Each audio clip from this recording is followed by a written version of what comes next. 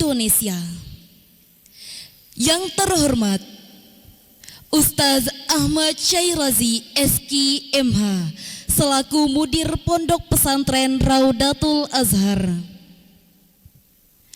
Yang terhormat Bapak Abdullah selaku Kepala Bagian Perekonomian Lombok Timur.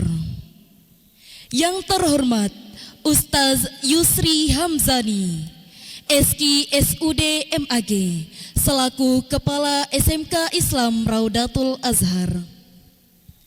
Segala puji syukur kita panjatkan kehadirat Allah Subhanahu wa Ta'ala atas segala nikmat dan karunia-Nya yang telah diberikan kepada kita semua, sehingga kita dapat menghadiri acara ini dengan keadaan sehat walafiat.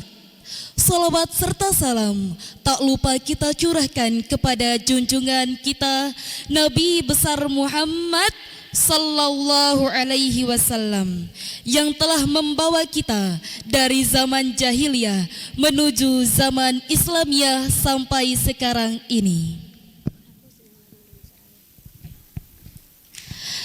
Acara edukasi keuangan syariah, pengenalan produk filantropi melalui investor wakaf saham, dan kegiatan sosial di EPIX, Ekosistem Pusat Inklusif Keuangan Syariah, Pondok Pesantren Raudatul Azhar, Lombok Timur, 27 Februari 2026, segera dimulai dengan susunan acara sebagai berikut. Acara pertama, pembukaan. Untuk lebih barokahnya, marilah kita buka dengan sama-sama melafalkan bacaan Al-Basmalah. Bismillahirrahmanirrahim. Acara kedua, pembacaan kalam ilahi yang akan dilatunkan oleh Ahmad Ari. Kepadanya kami persilahkan.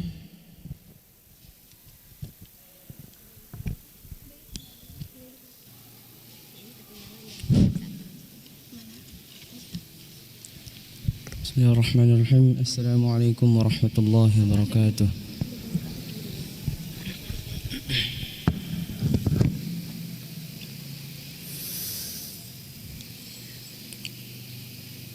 A'udzu billahi minasy syaithanir rajim.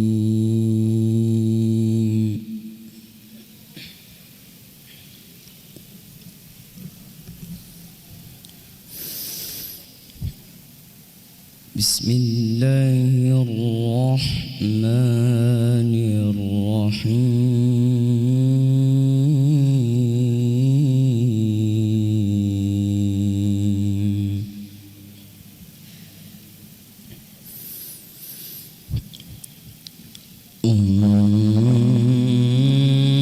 Unzur kaifa yaftaruna 'ala Allahil kadhib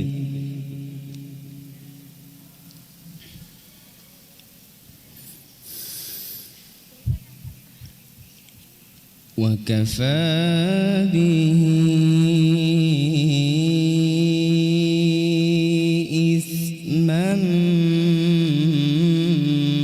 mubina.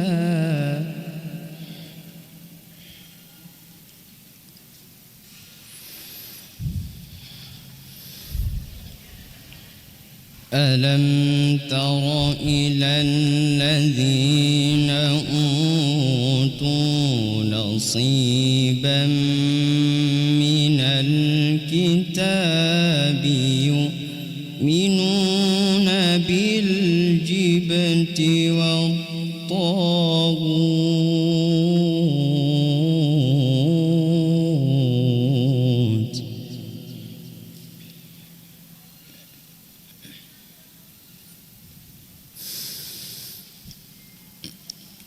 wa yaquluna lilladzi الذين كفروا هؤلاء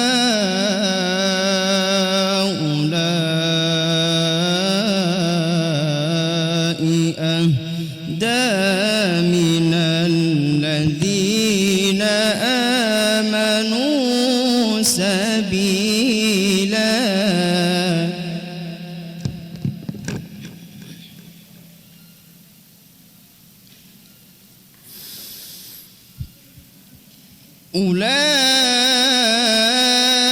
أولئك الذين لعنهم الله ومن يلعن الله فلن تجد له نصيرا.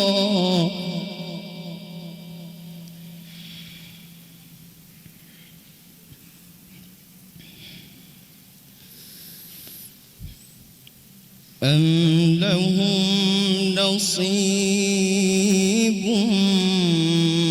من الملك فإذا لا يؤتون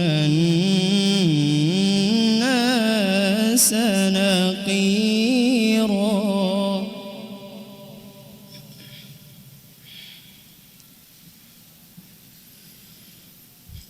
أم يحسدون الناس على ما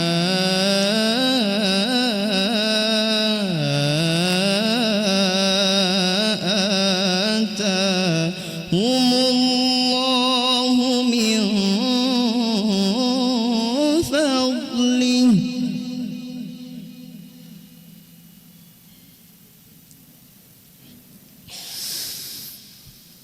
فقد آتينا آل إبراهيم الكتاب والحكمة وآتيناهم ملكا عظيما.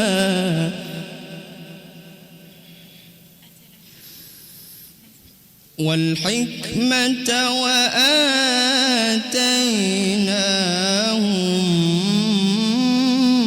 ملكا عظيما. صدق الله العظيم. السلام عليكم ورحمة الله وبركاته. Sadaqallahul azim, sadaqallahul azim, wa sadaqallahul azim. Maha benar Allah dengan segala firman-Nya. Acara ketiga, sambutan-sambutan. Sambutan pertama yang akan disampaikan oleh Mudir Pondok Pesantren Raudatul Azhar kepada Ustaz Ahmad Syairazi SK MH. Kami persilahkan.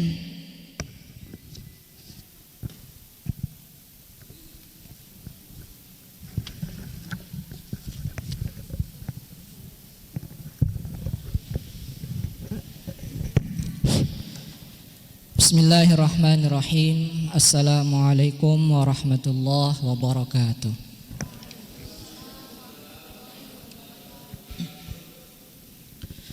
Hamdan wa syukran lillah, wassalatu wassalamu ala rasulillah, amma ba'du. Yang terhormat dan tentunya sama-sama kita hormati Bapak Pimpinan OJK yang alhamdulillah beliau ini kunjungan keduanya ke pesantren kita. Kemudian yang terhormat juga dari asisten ahli atau staf ahli bagian ekonomi dari pemerintah Kabupaten Lombok Timur. Kemudian ada dari IDX juga Mas Arta. Nah, singkatnya yang dihormati sama MC tadi saya hormati juga. Nah, Bapak Ibu, pada siang kali ini alhamdulillah kita akan mengadakan edukasi keuangan syariah. Singkatnya, saya sampaikan selamat datang di pesantren Raudatul Azhar, pesantren EPIX.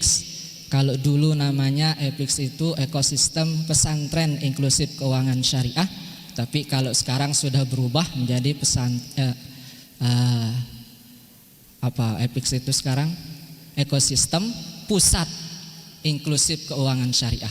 Bener nggih Pak nggih? Nah, soalnya pimpinannya di belakang, jadi kalau salah nanti kan ditegur langsung kita. Bapak Ibu, kenapa kemudian ekonomi syariah itu menjadi penting? Jadi memang ekonomi syariah itu kan sudah ada sejak zaman dahulu kala. Sejak kemudian Nabi Muhammad SAW itu diutus untuk memperbaiki sistem-sistem keuangan, sistem-sistem ekonomi yang amburadul. Dan sekarang kita itu sedang berada pada era yang mirip-mirip di zaman jahiliyah dulu. Ada banyak penipuannya, tapi kalau sekarang penipuannya justru lebih canggih. Tadi kami dapat informasi langsung dari pimpinan OJK, ternyata yang jauh lebih terorganisir itu adalah justru penipuan-penipuan atau kejahatan-kejahatan yang bergerak di bidang keuangan, dan itu memang sangat canggih sekali. Tadi beliau menceritakan banyak hal tentang itu. Nah, kemudian keuangan syariah itu juga ternyata banyak sekali dipraktekkan oleh negara-negara atau komunitas-komunitas yang notabene non-muslim. Sehingga kemudian mereka secara akidah tidak muslim, tetapi secara praktek keuangan justru mempraktekkan hal itu, dan ekonominya bangkit. Nah, mungkin kalau kita kembali ke situ, kembali ke transaksi bisnis keuangan yang berbasis syariah, mungkin akan kembali kepada seperti dulu, yaitu masa kejayaan Islam. Itu yang pertama yang perlu yang sampaikan. Yang kedua, kenapa kemudian EPIX itu atau ekosistem pusat inklusif keuangan syariah itu yang ditunjuk adalah pondok pesantren. Salah satunya adalah pondok pesantren Raudatul Azhar. Kalau kita kembali kepada Quran atau perspektif Qurannya, ada satu ayat yang sangat panjang sekali, yang kalau kita pakai Quran yang 15 baris itu hampir satu halaman. Itu berbicara tentang keuangan atau transaksi. Di situ berbicara tentang pencatatan keuangannya, berbicara tentang transparansi, bicara tentang keadilan, berbicara tentang kepercayaan. Singkatnya, kepercayaan, keadilan, kemudian hal-hal yang menjadi benteng moralitas pada zaman sekarang itu, singkatnya adalah salah satunya yaitu pondok pesantren. Apalagi kalau sudah menyangkut masalah uang, sudah menyangkut masalah bisnis, kalau sudah menyangkut masalah ekonomi, maka satu hal pasti yang akan ditanyakan, bisa dipercaya atau tidak, aman atau tidak, nyaman atau tidak.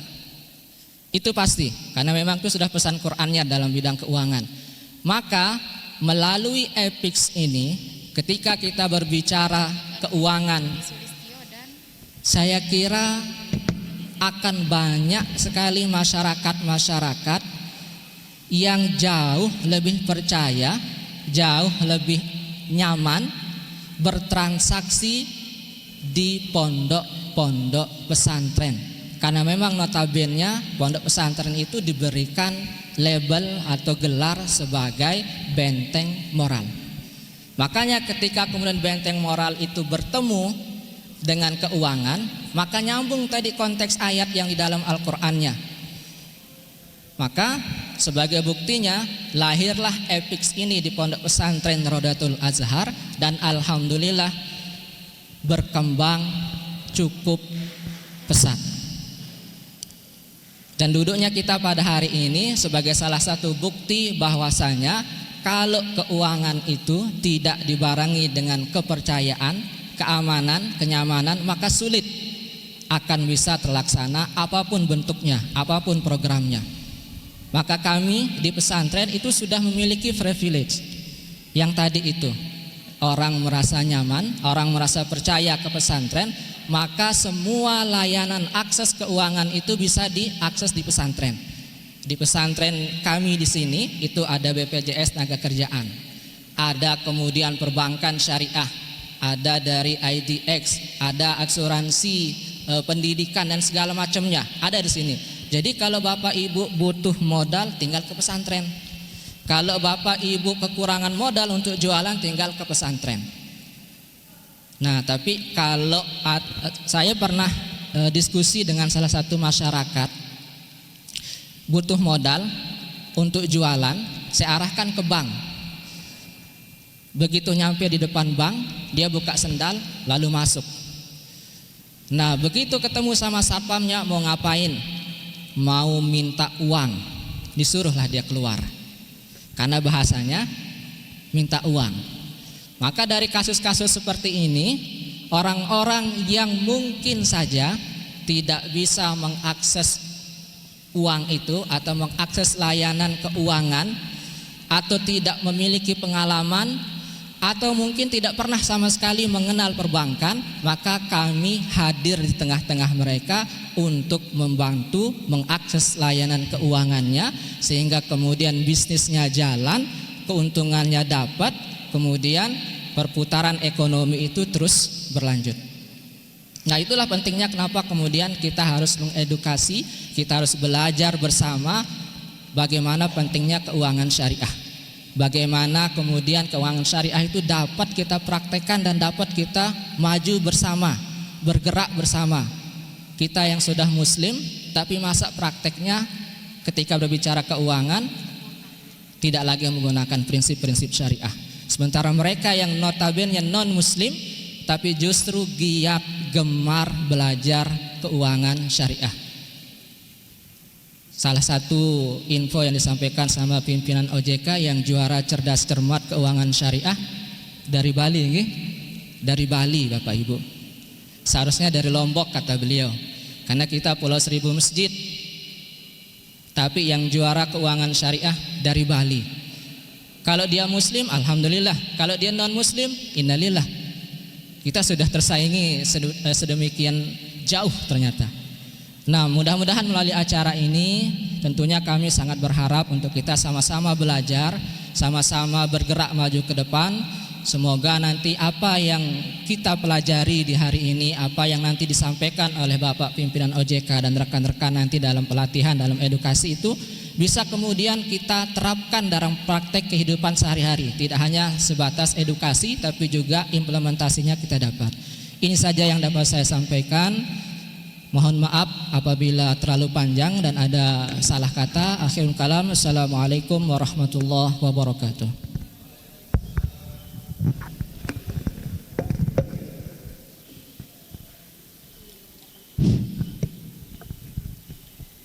Terima kasih kami ucapkan kepada Ustaz Ahmad Syarazi SKMH.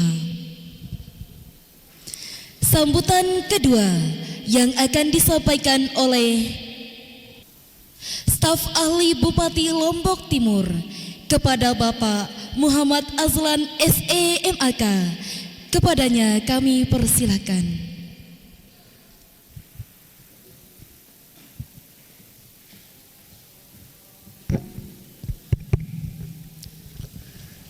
Bismillahirrahmanirrahim. Assalamualaikum warahmatullahi wabarakatuh. Yang sama-sama kita hormati Bapak Kepala OJK Provinsi Nusa Tenggara Barat beserta rombongan, yang kami muliakan Mudir Pondok Pesantren Raudatul Azhar beserta jajarannya, yang kami hormati Kepala Bagian Ekonomi Kabupaten Lombok Timur beserta rekan-rekan dari bagian ekonomi, Singkatnya, hadirin para tamu undangan yang sama-sama kami hormati. Pertama-tama kita bersyukur kehadirat Allah Subhanahu wa taala atas segala limpahan rahmat, taufik dan hidayahnya, di mana pada hari ini Jumat Sayyidul Ayyam, dalam kondisi kita berpuasa pada bulan Ramadan, kita bisa hadir menghadiri salah satu agenda kegiatan yang dilaksanakan oleh Pondok Pesantren Raudatul Azhar dengan dukungan pemerintah Kabupaten Lombok Timur dan Otoritas Jasa Keuangan dalam kondisi sehat walafiat. Selawat dan salam mari kita haturkan kepada junjungan alam Nabi besar Muhammad sallallahu alaihi wasallam dengan ucapan Allahumma sholli ala sayyidina Muhammad wa ala ali sayyidina Muhammad.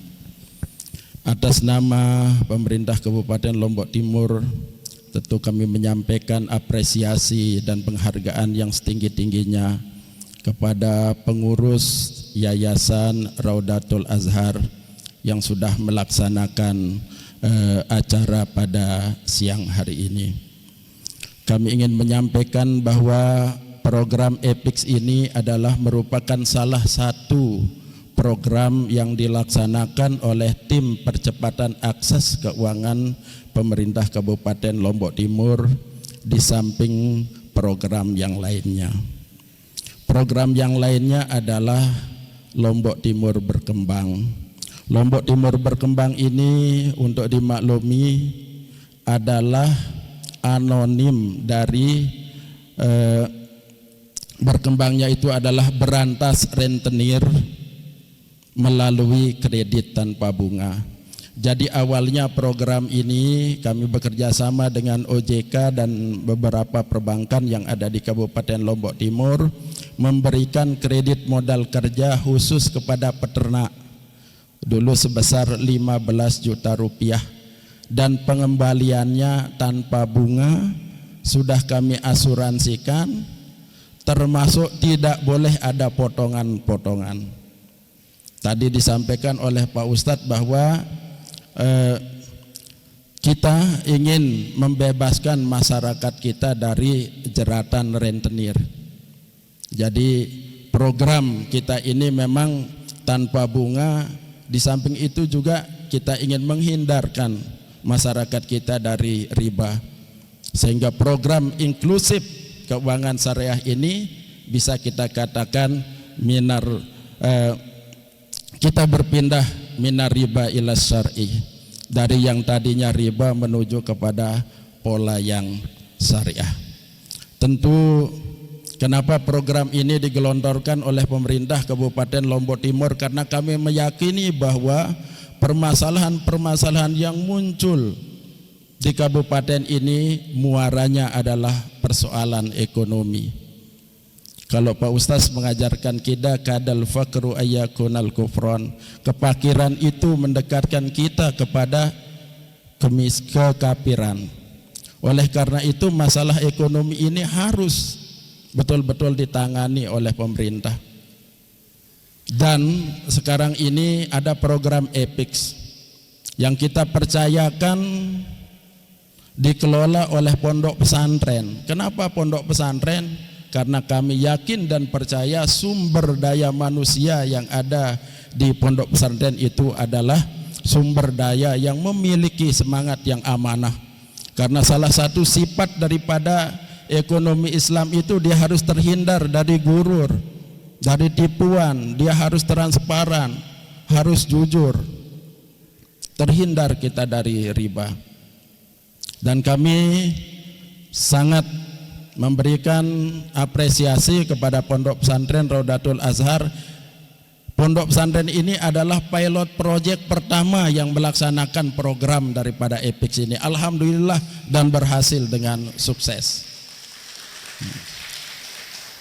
Insya Allah akan ada pondok pesantren lain untuk kita kembangkan, dan baru saja kami mendampingi Bapak Kepala OJK untuk ke pondok pesantren Maraki Taklimat. Alhamdulillah diterima langsung sama Tuan Guru Haji Hazmi Hamzar beliau juga mungkin nanti akan melaksanakan program EPIX yang kedua. Tentu kita berharap ke depan program-program yang akan dilaksanakan di pondok pesantren kita ini akan lebih banyak, dan itu akan menyentuh daripada masyarakat kita. Dan yang paling penting, kehadiran kami dari pemerintah Kabupaten Lombok Timur pada hari ini mendampingi Bapak Kepala OJK adalah dalam rangka kita bersilaturahmi. Ini batang bukan sembarang batang, batang kenari dalam jerami. Kami datang bukan sembarang datang kemari untuk bersilaturahmi, insya Allah. Nah, katanya Bapak Ustadz, barang siapa yang ingin ditambahkan umurnya, ditambahkan rizkinya, dipanjangkan umurnya, hendaklah rajin bersilaturahmi. Dan mudah-mudahan dengan silaturahmi kita pada hari ini, rizki-rizki yang lain akan mengikuti, baik dalam bentuk program maupun dalam bentuk pemberdayaan ekonomi lainnya. Saya kira demikian yang dapat kami sampaikan. Terima kasih atas segala perhatiannya. Wabillahi taufiq wal hidayah. Assalamualaikum warahmatullahi wabarakatuh.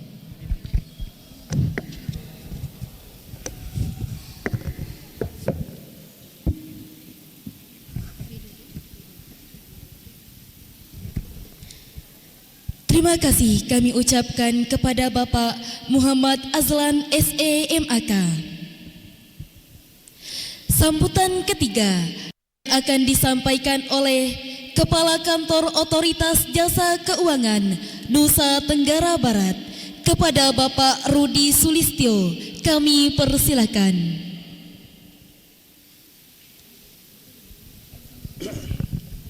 Assalamualaikum warahmatullahi wabarakatuh. Selamat siang, salam sejahtera buat kita semua.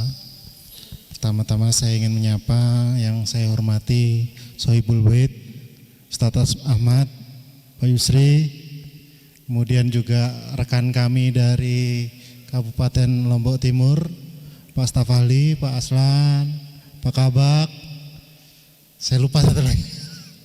Dan juga ini ada teman nih dari Mas Arta dari BI, dan Bapak Ibu semua hadirin yang saya hormati.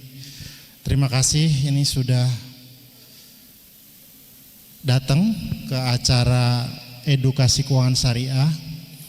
Jadi tadi sudah disampaikan oleh Ustadz Ahmad, Pak Aslan terkait bagaimana kita mengedukasi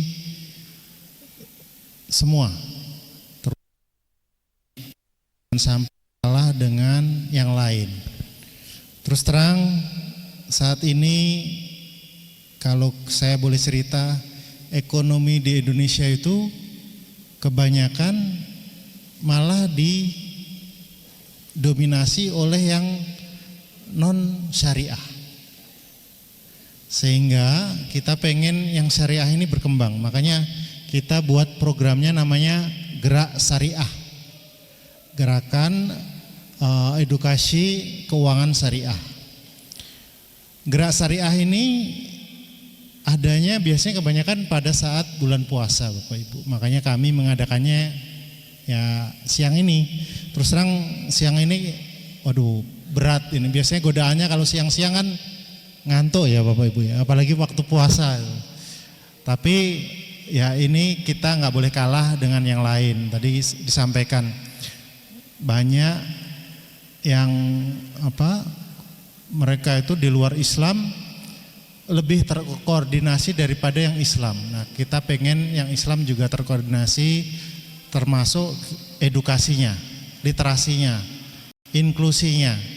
Penggunaan produk-produk syariah itu kebanyakan masih di 5%-an Bapak Ibu. 95%-nya itu konvensional. Nah, kami ingin Muslim ini lebih teredukasi, lebih banyak menggunakan, makanya kami mengadakan ini. Kemudian ini diadakan di Raudatul Azhar. Raudatul Azhar tadi sudah disampaikan, ini merupakan EPIX. Dulu namanya Environment Ecosystem Pondok Pesantren inklusif keuangan syariah. Saya aja sampai lupa. Terus kemudian pondok pesantrennya diubah. Karena dulu gak hanya pondok pesantren tapi desa. Kemudian ada yang BUMDes, diubahlah menjadi pusat. Jadi ekosistem pusat inklusi keuangan syariah. Nah, ini kenapa diadakan tadi? Karena kita pengen masyarakat muslim ini, Islam ini lebih sejahtera. Sejahtera berasa pertama dari dompetnya dulu Bapak Ibu. Kalau kita bisa mengatur keuangan, harapannya kita bisa lebih sejahtera. Jangan gampang ditipu. Kadang-kadang kita udah berusaha semaksimal mungkin, uangnya udah terkumpul, ditipu. Ada investasi bodong, ada scam, ya itu sama aja bohong nanti. Kemudian yang kedua, kalau kita sudah punya banyak duit, kalau pertama-tama itu yang bekerja orangnya. Nanti kalau lebih gede lagi, duitnya yang bekerja. Jadi duit inilah yang suruh bekerja sehingga kita lebih sejahtera. Mungkin itu Bapak Ibu harapan kami sehingga nanti literasi edukasi ini bisa berjalan maksimal. Ya mungkin ngantuk, monggo ngantuk, tapi jangan sampai nggak ada yang masuk. Saya mau nitip satu, namanya 2L, legal dan logis. Legal itu nanti kalau Bapak Ibu ketemu tawaran keuangan, cek udah berizin apa enggak. Logis itu return atau imbal hasilnya itu masuk akal nggak sih? Banyak di Lombok ini, baik Lombok maupun Sumbawa, yang tertipu karena ada investasi yang cepat balik. Untungnya luar biasa, pengennya kayak gitu tapi malah duitnya hilang. Nah, kami nggak ingin Bapak Ibu semua hilang seperti itu. Kami ingin Bapak Ibu mengerti mana yang bagus, mana yang enggak. Karena yang berizin juga harus dilihat Bapak Ibu, dia bagus apa enggak. Gitu ya. Mungkin itu harapan kami tanpa berpanjang lebar. Terima kasih. Assalamualaikum warahmatullahi wabarakatuh.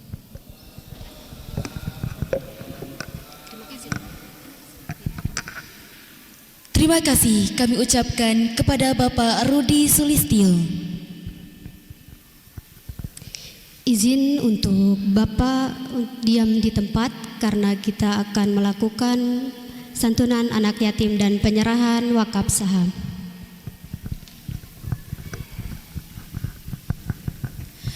Acara selanjutnya, santunan anak yatim yang akan diserahkan langsung oleh Kepala Kantor Otoritas Jasa Keuangan Nusa Tenggara Barat dan staf ahli Bupati Lombok Timur kepada Bapak Rudi Sulistyo dan Bapak Muhammad Azlan SEMAK.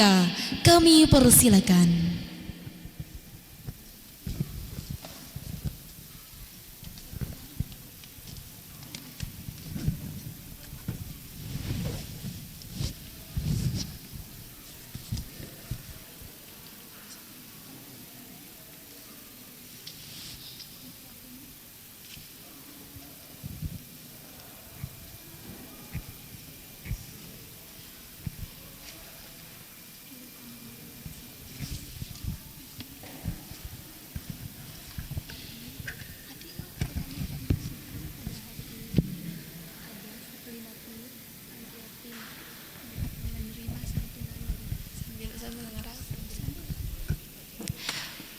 Perlu kami informasikan untuk hari ini ada 50 anak yatim yang akan menerima santunan dari Kepala Otoritas Jasa Keuangan.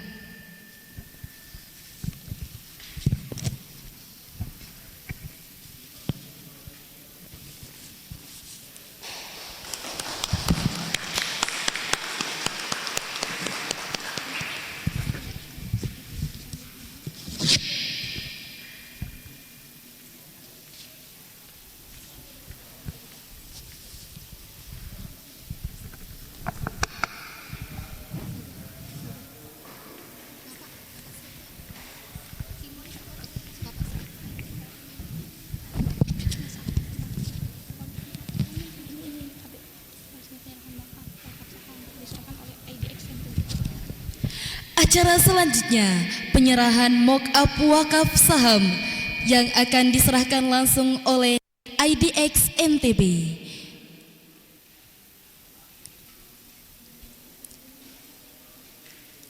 Kami persilakan untuk Bapak Lalu Sukardi Esos, Ibu Rina Fatimatuz Zahro Esos, dan Bapak Muhammad Idrik Rahman MA untuk naik ke atas panggung menerima mock-up wakaf saham.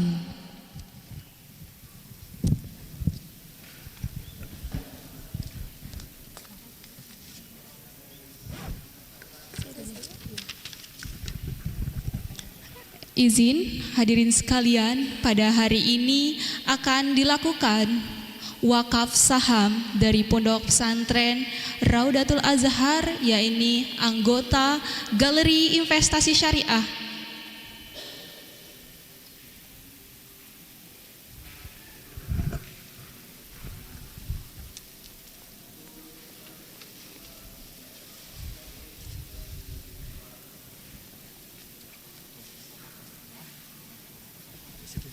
Izin Bapak Ibu tamu undangan untuk di sini ya, kita foto bersama semua peserta. Kita foto bersama peserta, Bapak. Izin di sini ya. Ya. Untuk peserta mohon izin untuk berdiri semua.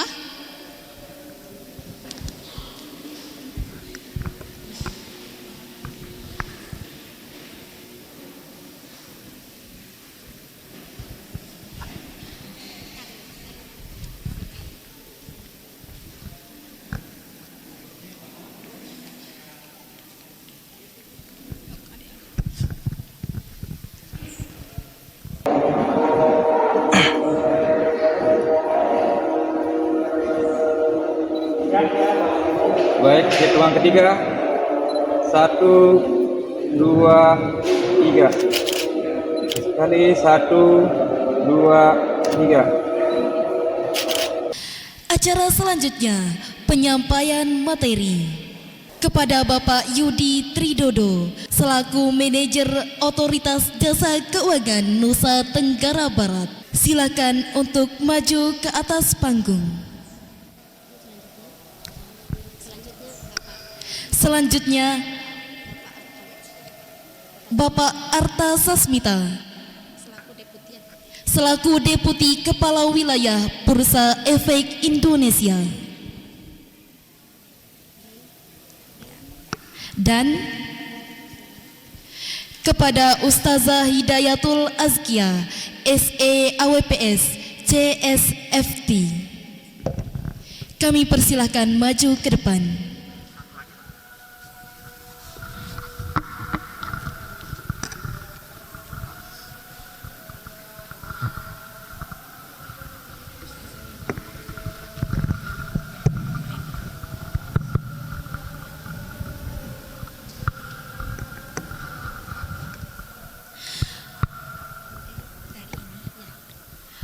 Materi pertama yakni materi literasi keuangan syariah yang akan disampaikan oleh Bapak Yudi Tridodo selaku Otoritas Jasa Keuangan Nusa Tenggara Barat. Kepadanya kami persilakan. Baik. Bismillahirrahmanirrahim. Assalamualaikum warahmatullahi wabarakatuh. Kalau di sini suara saya tuh stereo ya, ngomong terus patulan-patulannya seperti itu. Baik, izin Bapak Ibu, perkenalkan saya Yudi Dodo dari OJK NTB. Mungkin dari Bapak Ibu di sini tadi beberapa kali disebut ya OJK. OJK itu apa? OJK itu adalah Otoritas Jasa Keuangan, yaitu lembaga negara yang bertugas mengawasi, mengawasi dan mengatur lembaga jasa keuangan dan melindungi konsumen serta masyarakat, Bapak Ibu. Nah, di sini materi yang akan saya sampaikan adalah materi mengenai pengenalan OJK, pengelolaan keuangan dan waspada aktivitas keuangan ilegal termasuk perlindungan data pribadi, Bapak Ibu. waktunya terbatas ya, karena habis ini kita ada sholat. Jadi saat 2011 lalu OJK terbentuk itu sebagai penggabungan dari dua fungsi, yaitu dari Bank Indonesia, fungsi pengawasan perbankan, dan dari Bapepam LK, yaitu pengawasan lembaga keuangan non-bank serta pasar modal. Terbentuklah akhirnya yaitu OJK, Otoritas Jasa Keuangan. Nah, Bapak Ibu, kira-kira lembaga jasa keuangan yang diawasi oleh OJK itu apa saja? Ada ribuan Bapak Ibu. Dari sana kelihatan nggak ya? Tapi di situ ada handoutnya ya. Jumlahnya ribuan. Jadi kalau misalnya kita memasukkan dalam satu slide itu nggak bisa masuk. Mungkin ada beberapa logo dari perbankan syariah, terus ada lembaga keuangan non bank syariah serta industri pasar modal, yang ini salah sedikit dari total ribuan yang kami awasi. Ada beberapa logonya. Di situ mungkin ada yang kenal ya, nama-nama bank syariah di situ mana saja ya. Di luar itu ada 1.621 perusahaan perbankan yang diawasi oleh OJK. Sebanyak itu memang Bapak Ibu. Sedangkan untuk perusahaan pembiayaan, dana pensiun, pegadaian, itu juga lembaga jasa keuangan yang diawasi oleh OJK. Terus pasar modal. Nah, di sini sudah ada Mas Arta dan tim dari Bursa Efek Indonesia, nanti akan juga menjelaskan mengenai sedikit mengenai pasar modal sebagai salah satu pilihan investasi Bapak Ibu.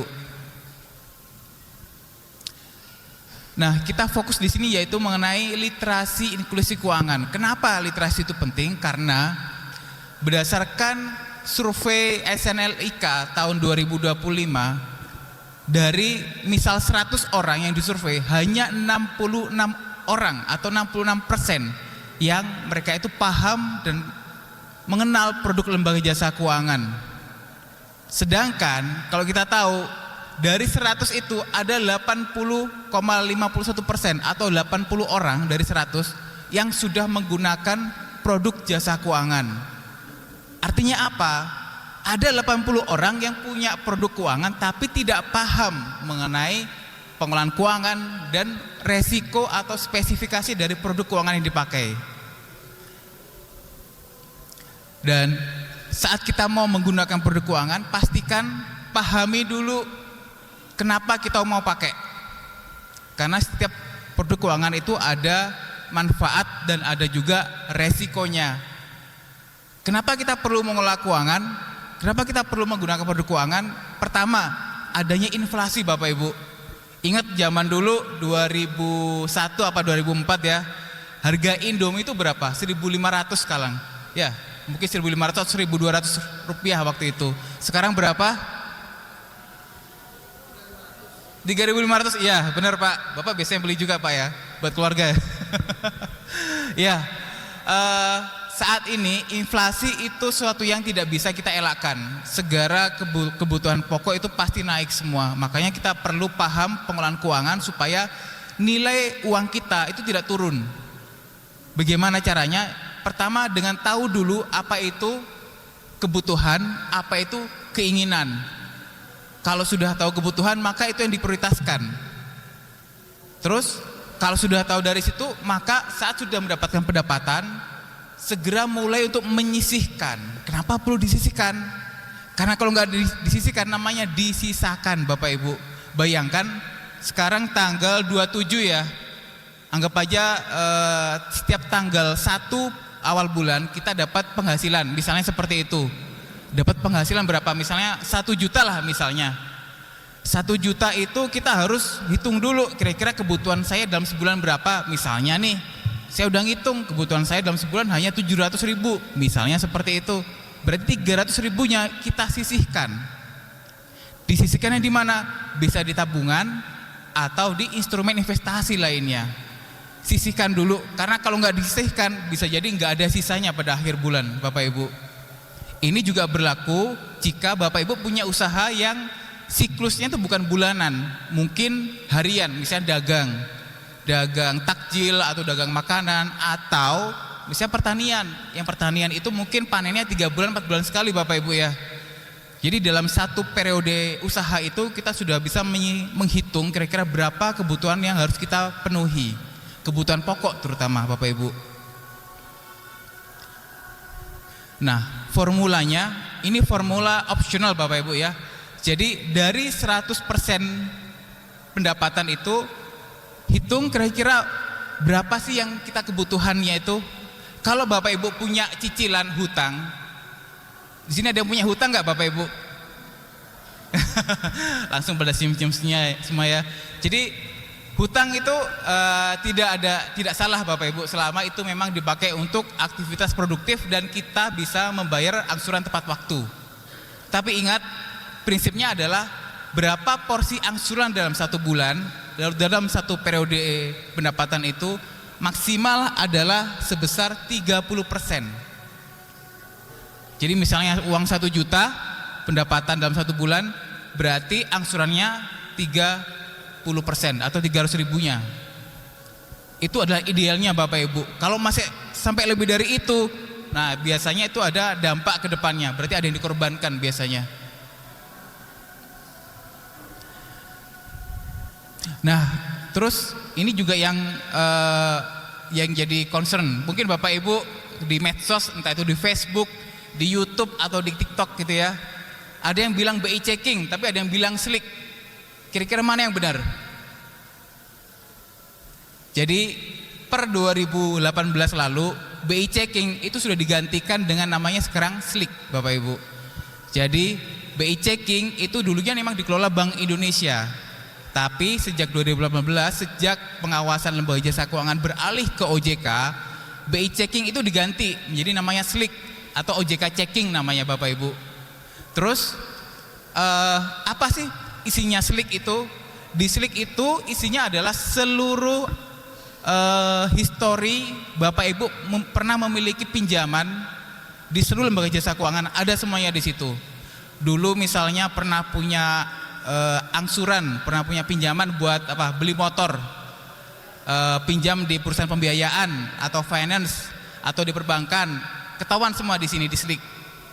Dan kalau misalnya Bapak Ibu pernah pinjam apa? Pay letter atau pindar, di slick ketahuan juga. Dan ini yang seringkali jadi masalah adalah kadang-kala kita kalau menggunakan pinjaman pay letter untuk beli barang, entah itu di toko orange, toko hijau, atau di TikTok shop gitu ya, kita bayar pakai pay letter. Itu Bapak Ibu ya, jika terlambat 1 hari saja akan ketahuan di slick.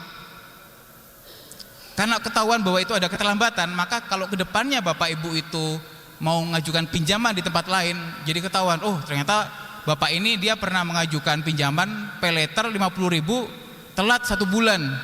Ya masa dia mengajukan pinjaman 1 juta mau disetujui, kan nggak mungkin ya. Maka dari itu slick ini adalah kita bisa bilang sebagai gambaran reputasi dari Bapak Ibu mengenai histori keuangan.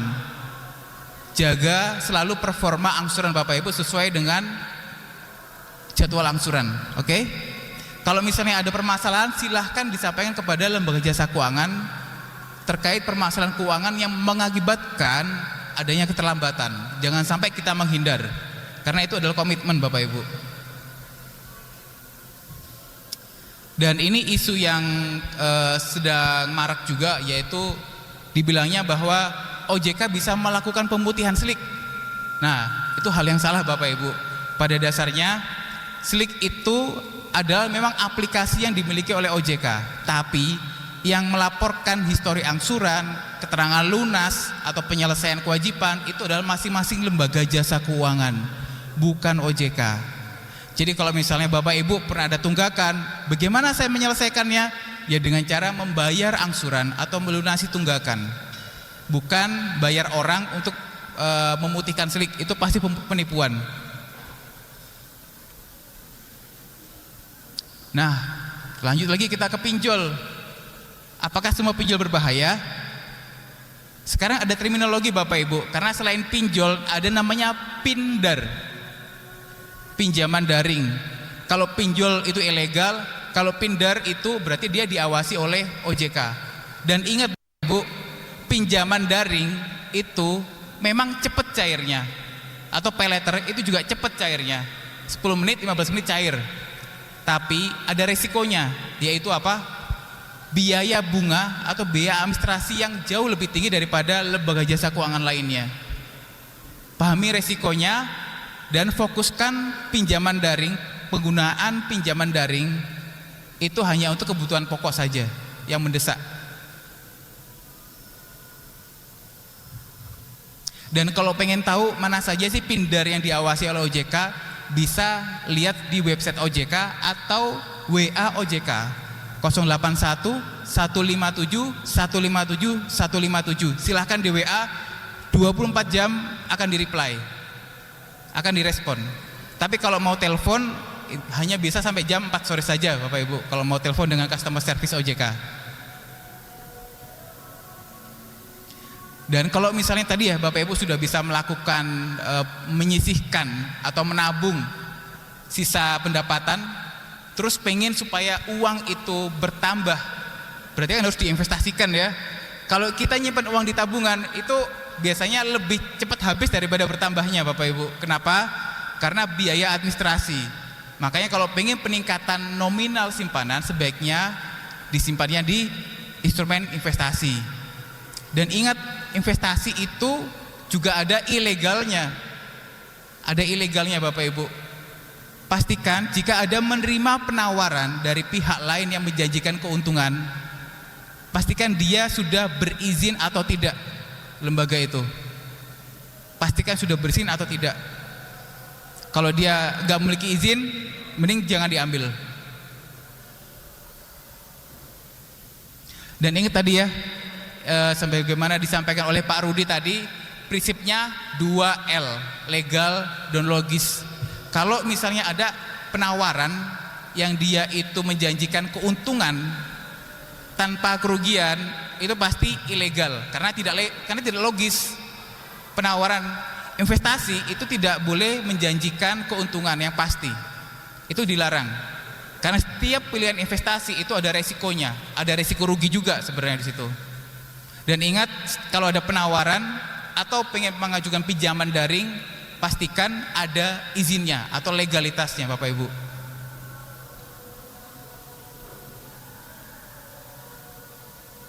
Nah, ini tadi disampaikan ya oleh Pak Rudi bahwa OJK juga bertugas untuk melindungi konsumen. OJK dalam melayani pengaduan konsumen, kita ada portalnya online Bapak Ibu di kontak157.ojk.go.id. Bisa diakses kapanpun 24 jam. Kalau misalnya ada keluhan, pengaduan, bisa langsung input tanpa perlu datang ke kantor OJK di Mataram. 24 jam kalau ini isinya. Terus setiap layanan OJK itu pasti gratis kepada konsumen. Kalau ada pihak-pihak yang dia bilang bisa membantu pelayanan ke OJK dan dia minta bayaran, jangan mau, karena setiap kali layanan OJK itu adalah gratis kepada masyarakat. Ini tadi nomor WA-nya, WA kontak OJK 157. Silahkan di save. Dan ini Satgas Pasti. Jadi OJK bersama dengan beberapa lembaga negara lainnya, Kejaksaan, Bank Indonesia, Kepolisian, dan lembaga lainnya, kami kerjasama dalam hal pemberantasan aktivitas keuangan ilegal. Namanya Satgas Pasti Bapak Ibu. Jadi tadi kalau misalnya ada informasi bahwa ada penawaran aktivitas keuangan ilegal, entah itu pinjol ilegal atau investasi ilegal, segera lapor ke sini. Dan scamming, tadi juga sempat disinggung oleh Pak Rudi ya. Sekarang itu yang sedang marak itu scamming. Dulu penipuannya itu segitiga emas, segitiga penipuan gitu misalnya, antara penjual, pembeli sama si penipu. Sekarang lebih banyak lagi macamnya. Ada yang telepon by WA, mengakunya dari pihak bank. Ada yang mengaku dari Dukcapil, ada yang mengaku dari kantor perpajakan, bilangnya mau update atau membantu konsumen, padahal mereka endingnya adalah minta apa? Minta data pribadi. Jangan kasih data pribadi ke orang yang kita tidak kenal. Nah, data pribadi itu apa aja? Ini dia. Data pribadi itu kombinasi dari nomor HP, nomor KTP, nama, tempat tanggal lahir, nama gadis ibu kandung, nomor rekening, username, password, OTP, sama CVV, 3 angka di belakang kartu debit atau kartu kredit. Kalau ada pihak-pihak yang sampai minta data seperti ini, dipastikan itu adalah penipu atau scammers, Bapak Ibu.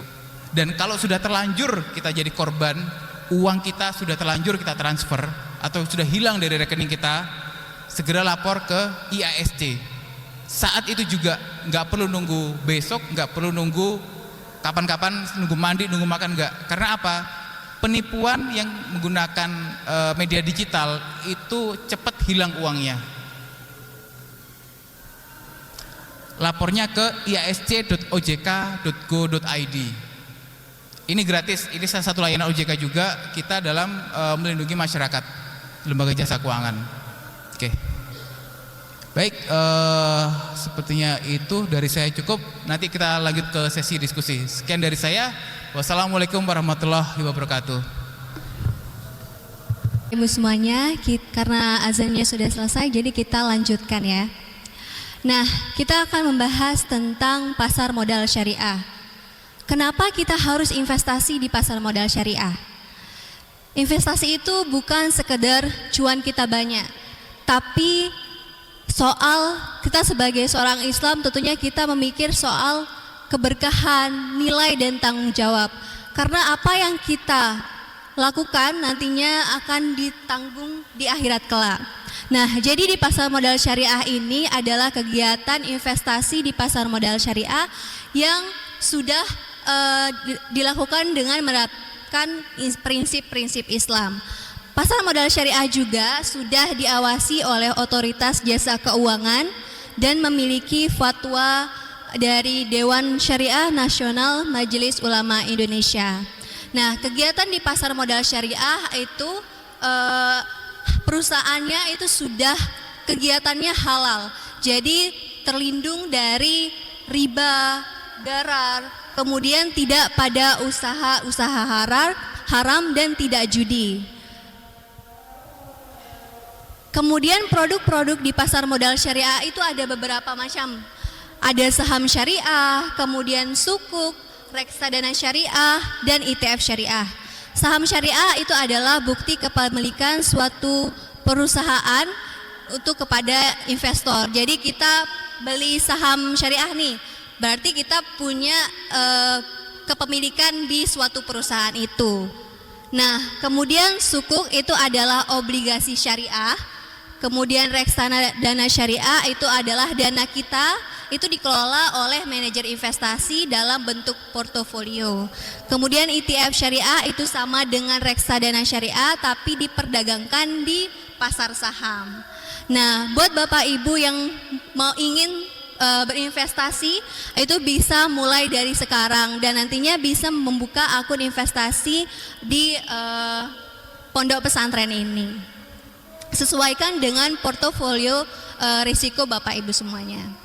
Nah, selanjutnya investasi di pasar modal syariah itu ternyata memiliki filantropi Islam. Filantropi itu sendiri adalah dermawan, tindakan seseorang yang menjunjung tinggi nilai kemanusiaan sehingga dia menyumbangkan waktu, uang, dan tenaga untuk menolong orang lain. Nah, sedangkan filantropi Islam itu kita kenal dengan zifaf, wakaf, zakat, sedekah, dan infak. Nah, jadi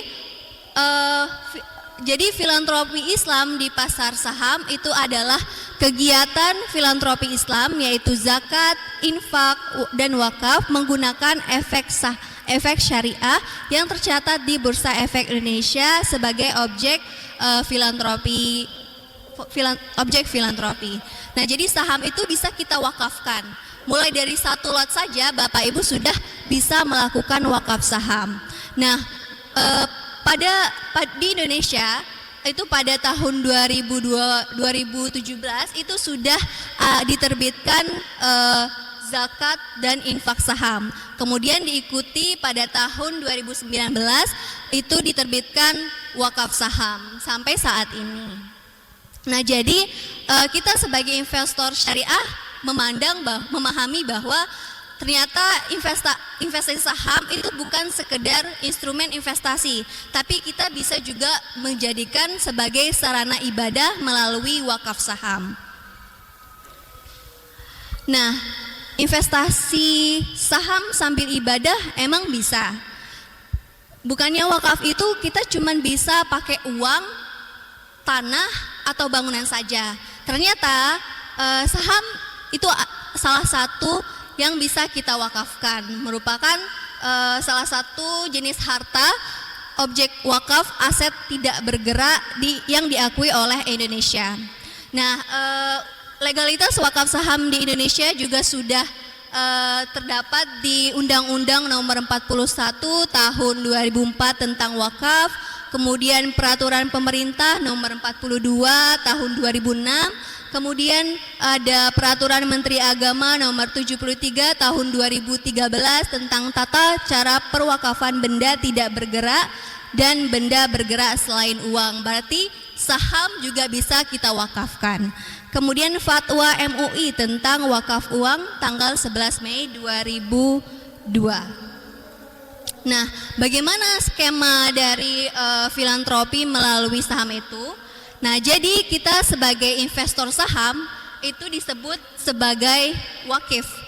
Nah, anggota bursa di sini kan Bapak Ibu menggunakan sekuritas MNC Sekuritas. Nah, MNC Sekuritas inilah yang menjadi anggota bursa yang memiliki serial online trading system.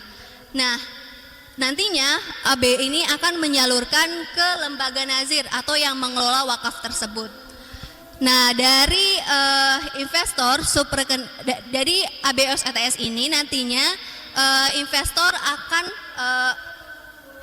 subrekening efek dari kita sebagai investor akan disalurkan melalui anggota bursa ke subrekening efek dari lembaga nazir tersebut. Nah, nantinya lembaga nazir ini akan menyalurkan manfaatnya yaitu atau maupun alai. Nah, jika diperlukan nanti lembaga nazir akan dibantu oleh manajer investasi untuk mengelola dana wakaf tersebut.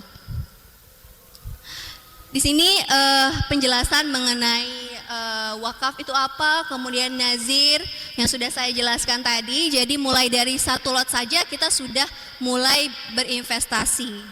Kemudian jangka waktu wakaf itu selama-lamanya. Jadi selama saham kita masih produktif dan masih berjalan, maka begitu pula pahala kita akan terus mengalir.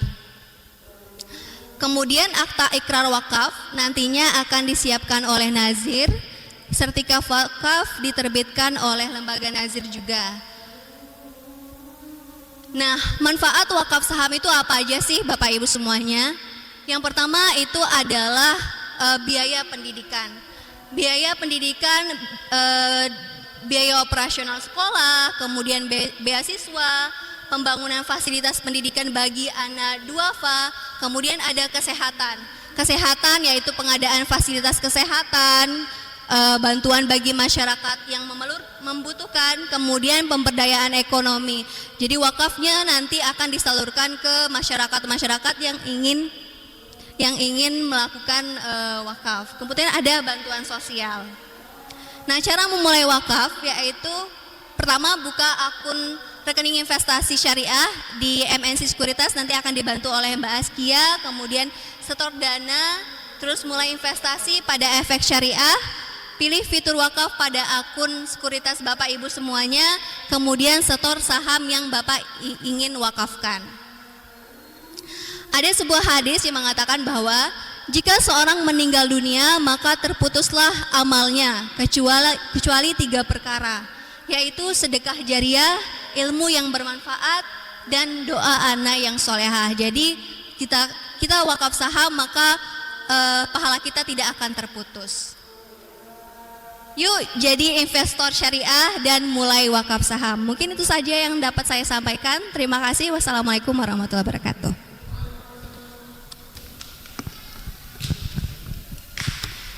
Terima kasih kami ucapkan dari perwakilan IDX NTB.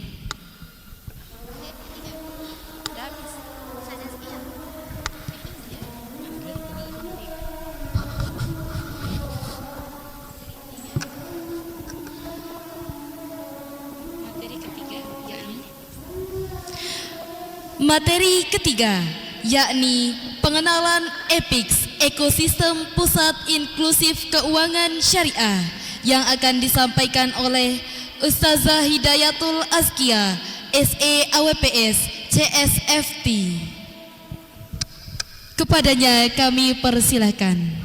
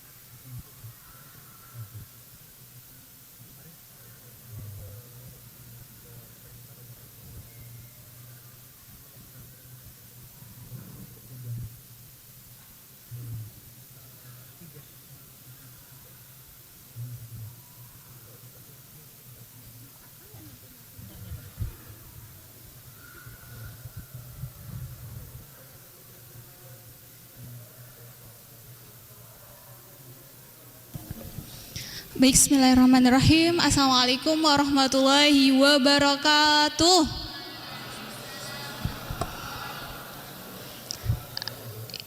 Kayaknya udah lemes ya ini baterai, mungkin 30% lagi ya. Tapi semangat ya, ini kita bentar lagi akan memasuki berbuka dan insya Allah konsumsi sudah kami sediakan. Parsel di belakang sudah menunggu Bapak Ibu, boleh juga ditengok. Oke, biar semangat dulu ya. Nah, untuk mendapatkan parselnya nanti perlu kita informasikan bahwa harus menunjukkan bukti download IDX Mobile ya, di bagian profile, diklik edit profile nggih Bapak Ibu. Lalu masukkan IDX NTB, kode referralnya nggih. Sudah dijelaskan di grup, boleh diikuti. Oke, baik. Ini kami akan menjelaskan sedikit terkait dengan produk apa aja sih di EPIX Raudatul Azhar ini. Boleh oh ya ini ya.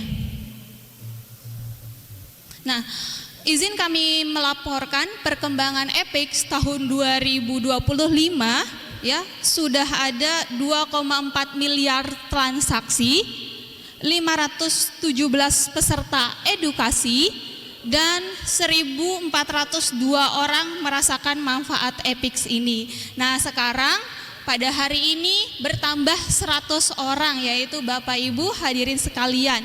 Kalau anak yatim ini 50 orang, berarti bertambah jadi 150 orang ya. Lalu ada apa aja ya yang kerjasama sama kita, lembaga jasa keuangannya. Pertama ada namanya Galeri Investasi Syariah di sini ya. Nah, Galeri Investasi Syariah ini itu bekerja sama dengan IDX NTB tadi yang mempresentasikan tentang wakaf saham. Keren banget ya Bapak Ibu, sekarang tidak perlu menunggu untuk menjadi orang kaya baru kita bisa booking surga nggih Bapak Tuan Guru. Kita dengan memegang aplikasi atau menjadi nasabah GIS di pondok pesantren ini, insya Allah ya kita sudah bisa melakukan wakaf. Yang namanya wakaf ini adalah investasi, bukan cuma jangka panjang ya. Kalau di investasi itu ada dua, investasi jangka pendek dan investasi jangka panjang. Tapi investasi dunia akhirat berpanjang-panjang gitu ya. Jadi nggak akan putus-putus ya Bapak Ibu. Lalu ada MNC Sekuritas. Nah, untuk menjadi investor di pasar modal syariah itu kita harus mendaftarkan diri dulu Nah, melalui apa? Melalui sekuritas. Sekuritas yang kerjasama dengan Ponpes atau Epix di sini itu adalah sekuritas namanya MNC Sekuritas. Mungkin Bapak Ibu sering dengar MNC ya, MNC TV biasanya ya. Nah, itu satu grup ya Bapak Ibu. Dia di sini itu melayani namanya SOTS. SOTS itu adalah Sistem Online Trading Syariah. Nah, tadi mungkin yang Bapak Ibu lihat maju ke depan ada Pak Sukardi, ada Tuan Guru Endrik, lalu tadi ada Ustazah Rina dan masih banyak lagi yang hadir di tengah Bapak Ibu sekalian. Itu adalah nasabah GIS kita yang sudah mulai berinvestasi dan merasakan manfaatnya. Mungkin boleh saya undang Ustadz Zainuddin untuk menceritakan gitu ya, apa manfaat menjadi GIS di sini yang sudah dirasakan dari sebelumnya. Boleh Ustadz? Sebentar. Oke. Sebentar Ustadz. Atau mewakili Tuan Guru Endrik ya. Sila, karena satu grup ya, boleh.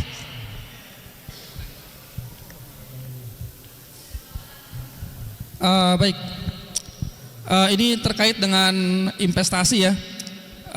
Memang kami dikenalkan oleh Ibu Azkia pertamanya karena memang kebetulan kita mengelola dana masyarakat ya di KSPPS Syariah di Kota Raja.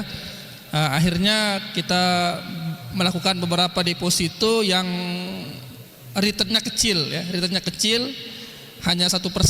Nah, kemudian kita dikenalkan oleh Ibu Azkia ke MNC Sekuritas. Akhirnya kita mulai investasi di reksadana syariah. Waktu itu kita memilih IHAJ yang returnnya 10% per tahun.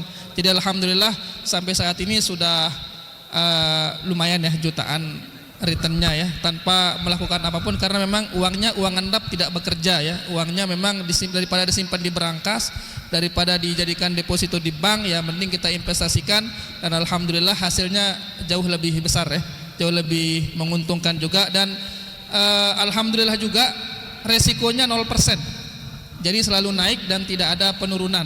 Ya mungkin sekitar itu.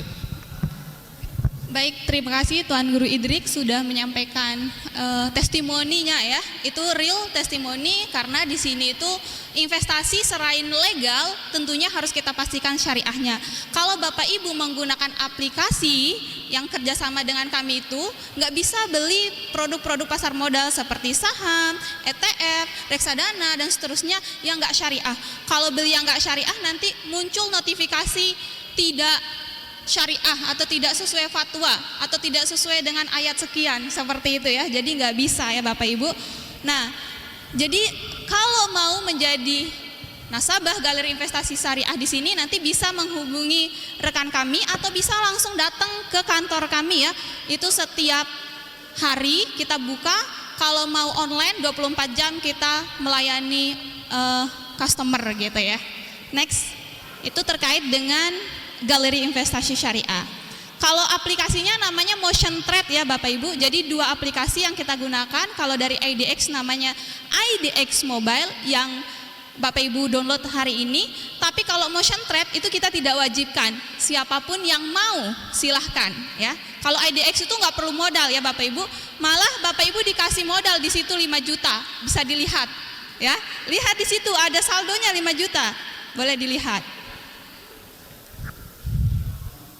Oke, selanjutnya di sini ada Bank Syariah Indonesia. Kita kerjasama dengan Bank Syariah Indonesia. Produk dan layanannya ada pembiayaan KUR, buka rekening BSI, transfer, setor, dan tarik tunai semua bank, top up semua jenis dompet digital, gade emas, dan KUR syariah. Lalu layanan pembayaran PPOB ya, semua mau bayar apapun bisa ke sini. Lalu ada Bank NTB Syariah ya.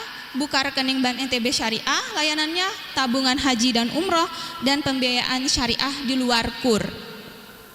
Kemudian ada Pegadaian Syariah ya. Ada gade emas dan elektronik, ada tabungan emas, cicil emas, KUR juga ada di sini di Pegadaian ini, cicil kendaraan juga bisa, pembayaran gadai, KUR dan cicilan lainnya. Lalu ada BPJS Ketenagakerjaan, produknya tentunya melayani pendaftaran, kepesertaan BPJS Ketenagakerjaan, BPU ya, bukan penerima upah. dan memberikan pendampingan klaim. Biasanya masyarakat kita tidak mengerti ya bagaimana cara mengklaim. Lalu ada asuransi syariah takaful, ada asuransi siswa, asuransi jamaah haji dan umroh, asuransi jiwa, asuransi kecelakaan, asuransi event, asuransi kesehatan, dan lain sebagainya. Terus ada Amitra namanya ya Bapak Ibu. Ini ada pembiayaan porsi dan pelunasan haji reguler dan haji ONH plus dan pembiayaan umroh. Buat Bapak Ibu yang ingin mendaftar haji hari ini tapi belum ada uangnya, kalau nunggu ada uangnya 25 juta baru daftar, mungkin berapa tahun lagi, setelah daftar lagi nunggu lagi 30 tahun Bapak Ibu. Nah, bisa menggunakan produk dan layanan ini supaya bisa dipercepat.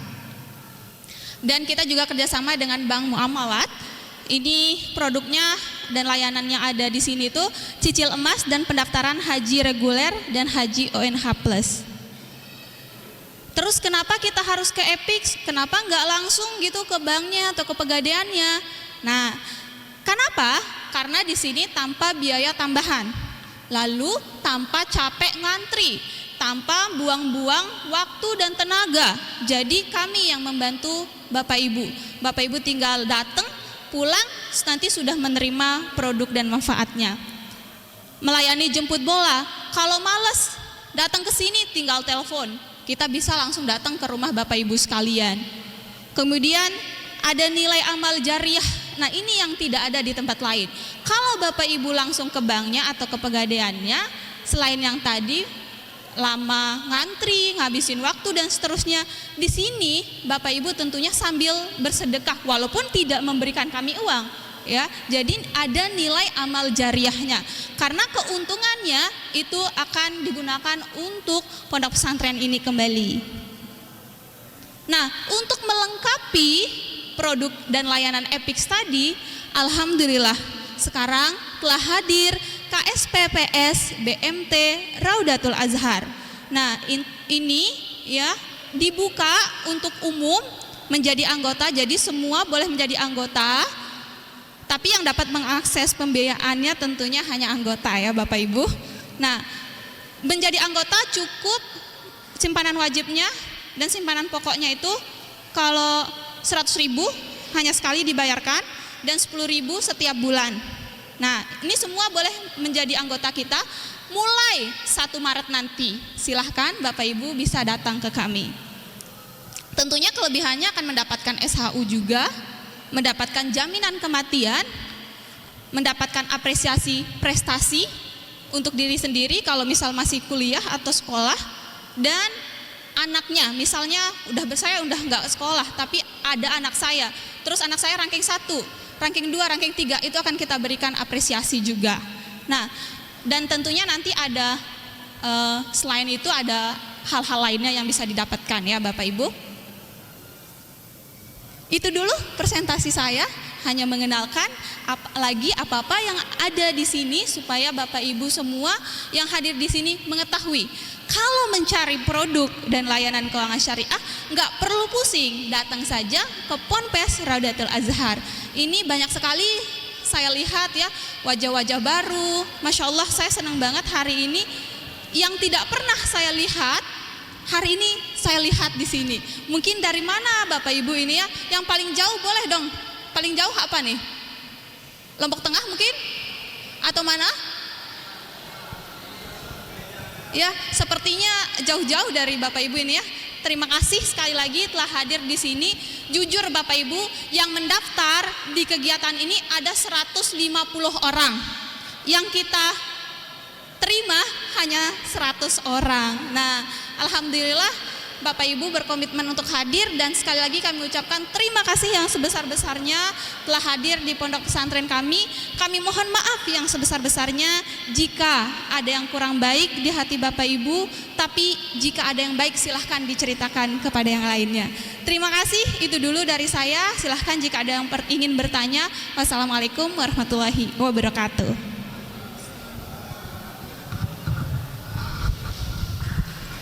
Terima kasih kami ucapkan kepada Ustazah Hidayatul Azkia, SE AWPS CSFT. Selanjutnya Bapak Ibu hadirin, sesi tanya jawab. Kita buka 3 pertanyaan, masing-masing narasumber 1 pertanyaan. Silahkan angkat tangan bagi yang mau bertanya.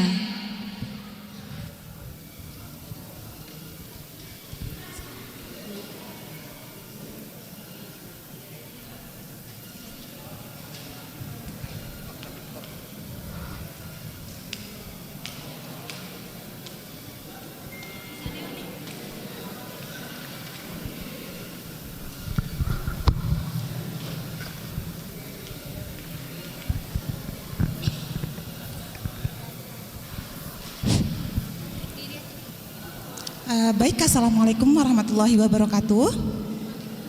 Perkenalkan, nama saya Ayu Rosta Anggraini. Alamat saya dari Rumbu, tapi saya berangkat dari sini itu dari Batu Kliang namanya, Desa Bujak. Itu salah satu desa yang masih agak terpencil, tapi insya Allah masyarakatnya lebih maju. Baik, di sini saya akan bertanya kepada 2 narasumber sekaligus. Yang pertama dari OJK dan juga dari pihak pondok pesantren. Di sini yang pertama pengalaman pribadi saya dari masyarakat daerah saya di dusun Batu Lombong namanya. Di situ kitaran 30% pernah merasakan atau pernah menjadi korban pinjol. Jadi di sini pihak peminjaman online atau peminjaman daring tersebut mengatasnamakan FIF. Jadi di SMS menggunakan tolong isi survei dengan FIF, mengatasnamakan FIF gitu kan. Karena di sana rata-rata meminjam uang atau asuransi motor itu dari FIF. Jadi pihak sana itu masih istilahnya masih primitif karena kurangnya edukasi keuangan di sana. Jadi mereka itu langsung-langsungan untuk asal mengisi data pribadi mereka. Kemudian mereka ada link-link untuk permainan. Kemudian dari permainan itu mereka berinvestasi yang mulanya dari 200.000, terus 300.000, kemudian sampai ada kasus sampai 300 juta di sana. Dampaknya itu mereka sampai menjual motor, menjual mobil, bahkan menjual tanah mereka berhektar-hektar, berara-ara gitu lah. Nah, jadi di sini itu kenapa? Pertanyaannya di sini tuh kenapa dari pihak pinjam online itu menyisir nomor-nomor orang yang kurang edukasi, gitu. Jadi contohnya ya, di sana itu memang banyak orang-orang yang berpendidikan, tapi nomornya itu tersaring. Mereka tidak pernah mendapatkan SMS seperti itu atau link-link seperti itu. Akan tetapi kenapa lebih banyak masyarakat yang kurang edukasi tentang keuangan yang mendapatkan. Jadi contohnya itu orang-orang yang minim pendidikan lah istilahnya. Itu yang lebih banyak menjadi korban. Nah, ketika mereka bertanya kepada kita yang lebih memahami, mereka itu berasumsi bahwa hanya mengambil keuntungan dari kita gitu. Itu yang saya rasakan. Jadi mungkin saya juga berkeinginan atau meminta bahwa tolong untuk OJK maupun IDX gitu ya, menyisir daerah-daerah yang notabene agak kurang dari dunia edukasi keuangan. Jadi kita di sana itu masih minim. Jadi karena kita minoritas untuk mengedukasi mereka itu agak kurang percaya dengan kita, gitu. Itu yang saya rasakan. Kemudian pertanyaan yang kedua untuk pihak Rodatul Azhar, karena saya baru pertama kali mengenal tentang KPPS Rodatul Azhar, jadi untuk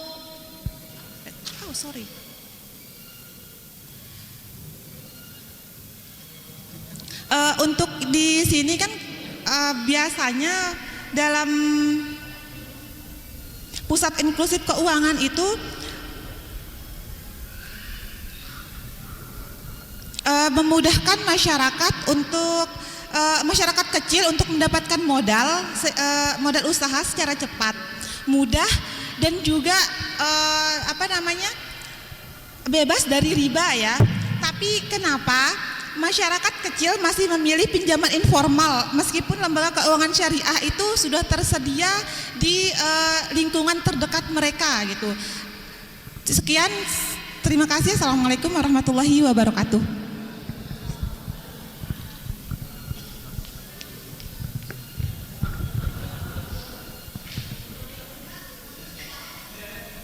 Mau dijawab langsung dulu atau bagaimana? Oke, izin saya jawab. Tadi namanya siapa? Mohon maaf. Ayu. Oke, Mbak Ayu.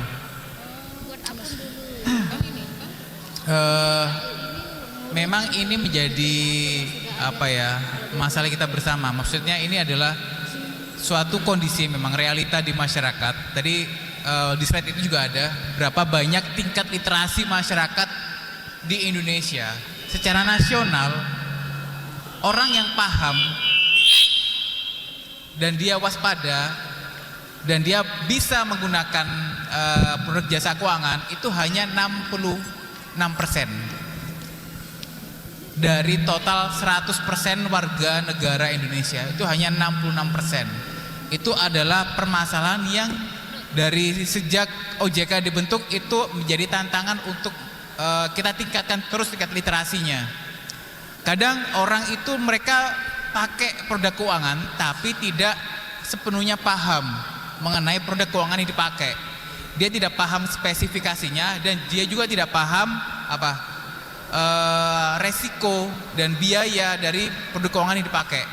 Di sini paling yang semua pasti punya, saya yakin, yaitu tabungan. Pasti mau punya ya. Tapi paham nggak tabungan itu biaya administrasinya berapa per bulannya? Hafal nggak? Kalau punya tabungan syariah, entah itu mudharabah atau wadiah, paham nggak berapa besaran biaya bagi hasil? Penerimaan bagi hasil, perhitungannya bagaimana? Paham nggak kira-kira? Kadangkala seperti itu, kita juga menggunakan produk keuangan, belum tentu kita juga bisa paham. Makanya di slide yang tadi saya sampaikan itu dari 166% itu sudah paham produk keuangan, tapi yang sudah menggunakan produk keuangan itu 80,sekian%. Artinya ada 20% orang itu mereka pakai produk keuangan tapi mereka nggak paham yang digunakan itu apa. Itu yang tantangan kita. Nah, tantangan lainnya adalah memang untuk pemahaman literasi keuangan, meningkatkan literasi keuangan masyarakat itu OJK tidak bisa sendiri. Makanya kami menggandeng seperti rekan dari EPIX, dari pemerintah daerah, dari bursa, dari lembaga jasa keuangan lainnya untuk menggencarkan edukasi keuangan secara merata dan masif di seluruh wilayah Indonesia termasuk di NTB. OJK sudah menetapkan masing-masing lembaga jasa keuangan mana yang bertanggung jawab untuk melakukan edukasi di satu kabupaten kota di wilayah NTB. Dan selain itu kami juga memiliki kampanye edukasi keuangan melalui media sosial. Kayak tadi itu mengenai ada orang yang menggunakan nama, nomor HP orang lain untuk dipakai sebagai pinjol, ngajukan pinjol atau untuk penipuan gitu ya Bapak Ibu. Biasanya kalau seperti itu berawal dari memberikan data secara volunteer kepada orang lain. Jadi kalau cuma nomor HP atau nomor KTP itu nggak akan bisa, dari dua itu nggak akan bisa cair pinjaman. Pasti harus ada approval, tanda tangan. Tanda tangan melalui apa? Melalui OTP, PIN, gesek, kartu debit, password. Itu adalah sumber dari persetujuan sebuah transaksi. Saat orang itu dia tidak secara sadar bahwa dia memberikan informasi yang rahasia harusnya kepada orang lain, maka itu adalah celah potensi kerugian bagi si korban. Dan kesulitannya adalah kalau kita melakukan edukasi ke masyarakat seperti ini ya, ini kami apresiasi kepada Bapak Ibu, rekan-rekan semua yang sudah hadir di sini. Berarti Bapak Ibu yang hadir di sini adalah orang-orang yang ingin meningkatkan literasi keuangan, ingin paham pengelolaan keuangan. Yang sulit dan menjadi tantangan itu adalah meliterasi orang yang nggak pernah keluar rumah, yang nggak pernah ketemu dengan orang lain. Itu yang sulit. Dan mereka itu seringkali menjadi celah untuk tindak kejahatan. Sebagai contoh, beberapa waktu yang lalu itu ibu-ibu rumah tangga, dia janda, umurnya 58 atau 56 tahun. Dia punya simpanan tabungan di salah satu bank umum, itu kalau nggak salah 250 sekian juta. Dia nggak pernah kemana-mana, dia punya usaha rumahan, toko gitu ya. Alhamdulillah itu toko sudah berjalan puluhan tahun, jadi dia ada punya simpanan gitu. Terus entah bagaimana caranya, nomor HP-nya itu diketahui oleh pihak lain. Oh, nomor HP ini namanya siapa gitu. Ada pihak dari penipu mengatasnamakan dari pihak bank, penelpon. Halo, selamat sore ibu. Ibu siapa gitu misalnya, Ibu Ani. Saya Yudi dari Bank ABC. Saya sampaikan ini barusan ada transaksi besar penarikan dari rekeningnya Ibu Ani di Bank ABC. Apakah benar? Oh tidak, saya tidak pernah melakukan penarikan sebesar itu. Baik Bu, kami bantu untuk blokir. Bisa dibantu data diri Ibu? Oh iya, saya minta tolong diblokir supaya rekening saya aman. Yang dikasih apa? Yang dikasih itu nomor rekening, nomor kartu, password, dan OTP yang dikirim ke SMS si Bu Ani. Dan akhirnya 250 juta rekeningnya hilang. Yang sulit itu memang kalau kita mengedukasi masyarakat yang mereka itu nggak pernah keluar rumah. Maka dari itu setiap kali kami melakukan edukasi, harapan kami peserta seperti Bapak Ibu yang hadir di sini itu juga memberikan informasi kepada lingkungan sekitarnya, kepada keluarga.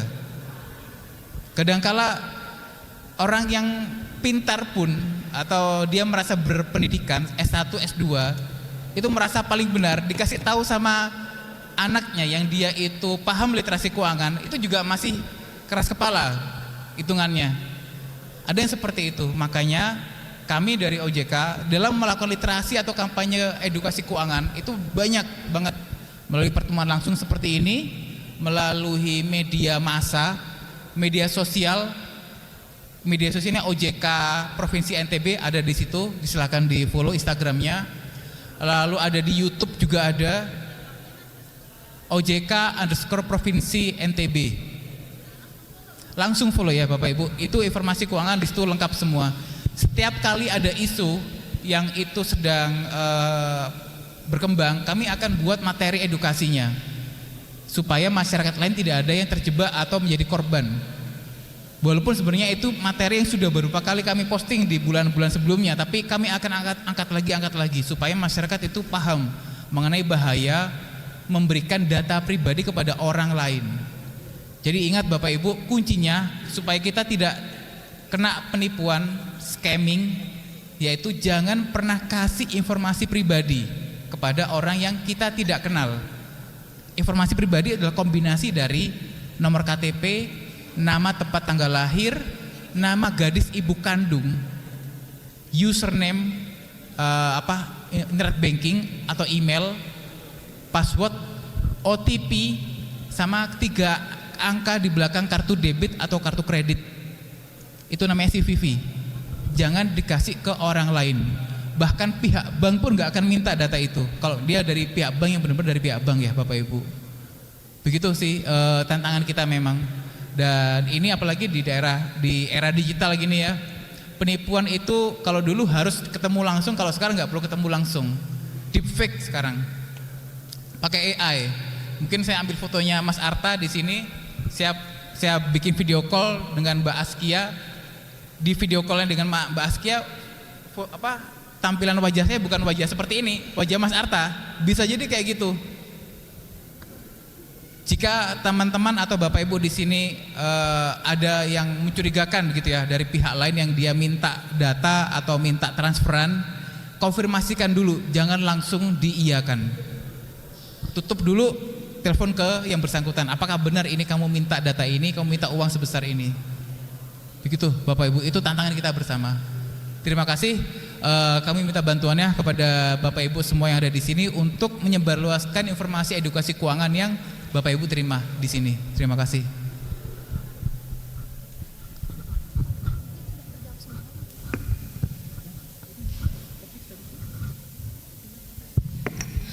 Maaf, pertanyaan yang belum terjawab jadinya apa tadi? Maaf. Boleh. Siapa namanya? Mbak Ayu. Gimana, apakah pertanyaannya sudah terjawab atau ada yang belum? Sudah.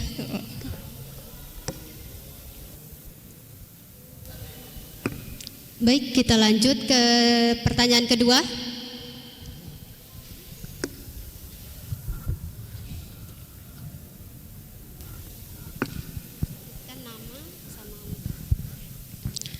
Bismillahirrahmanirrahim. Assalamualaikum warahmatullahi wabarakatuh. Perkenalkan, saya Mala dari Mas Bagi. Saya ingin bertanya ke pihak OJK dan pihak Raudatul Azhar, Pak Yudi ya. Sebelumnya yang ingin saya tanyakan perihal, kan salah satu fungsi dari OJK itu adalah mengenai pelindung keamanan bagi masyarakat Indonesia itu sendiri yang menggunakan jasa keuangan. Tetapi ada beberapa kasus yang kemungkinan sering terjadi juga sampai sekarang, semisalkan ada nasabah yang tiba-tiba kehilangan keuangan di bank, tapi rasanya itu kehadiran OJK ataupun negara itu sangat tidak ada bagi nasabah-nasabah yang kehilangan dananya di bank tersebut. Nah, mungkin di sini yang ingin saya tanyakan pribadi, bagaimana dari pihak perwakilan pemerintah menanggapi hal-hal seperti ini gitu. Karena dari beberapa kasus kejadian ada beberapa nasabah yang ketika melaporkan kehilangan keuangan di bank tapi tidak ditanggapi dan justru malah kadang disepelekan. Cuman juta misalkan, seperti itulah. Mana tanggapan dari OJK? Untuk yang pertanyaan kedua ke pihak Raudatul Azhar, saya sangat mengapresiasi dan tertarik dengan program yang diadakan. Pertanyaannya, apakah ini hanya bisa diikuti oleh perorangan dan apakah ada ketentuan wilayah tertentu, misalkan hanya penduduk Lombok Timur kah yang bisa ikut, dan seperti yang tadi, apakah hanya perorangan atau bisa lembaga lain yang ikut gitu. Semisalkan dari masjid, misalkan ada salah satu masjid, biasanya kan masjid itu punya uang kasnya masing-masing. Nah, karena seperti yang sudah dijelaskan tadi kan ini sangat bagus ya programnya untuk mengembangkan keuangan itu sendiri gitu. Jadi sangat bagus jika lembaga pun bisa mengikuti, bukan perorangan. Saya mungkin itu aja pertanyaan. Sekian, assalamualaikum warahmatullahi wabarakatuh.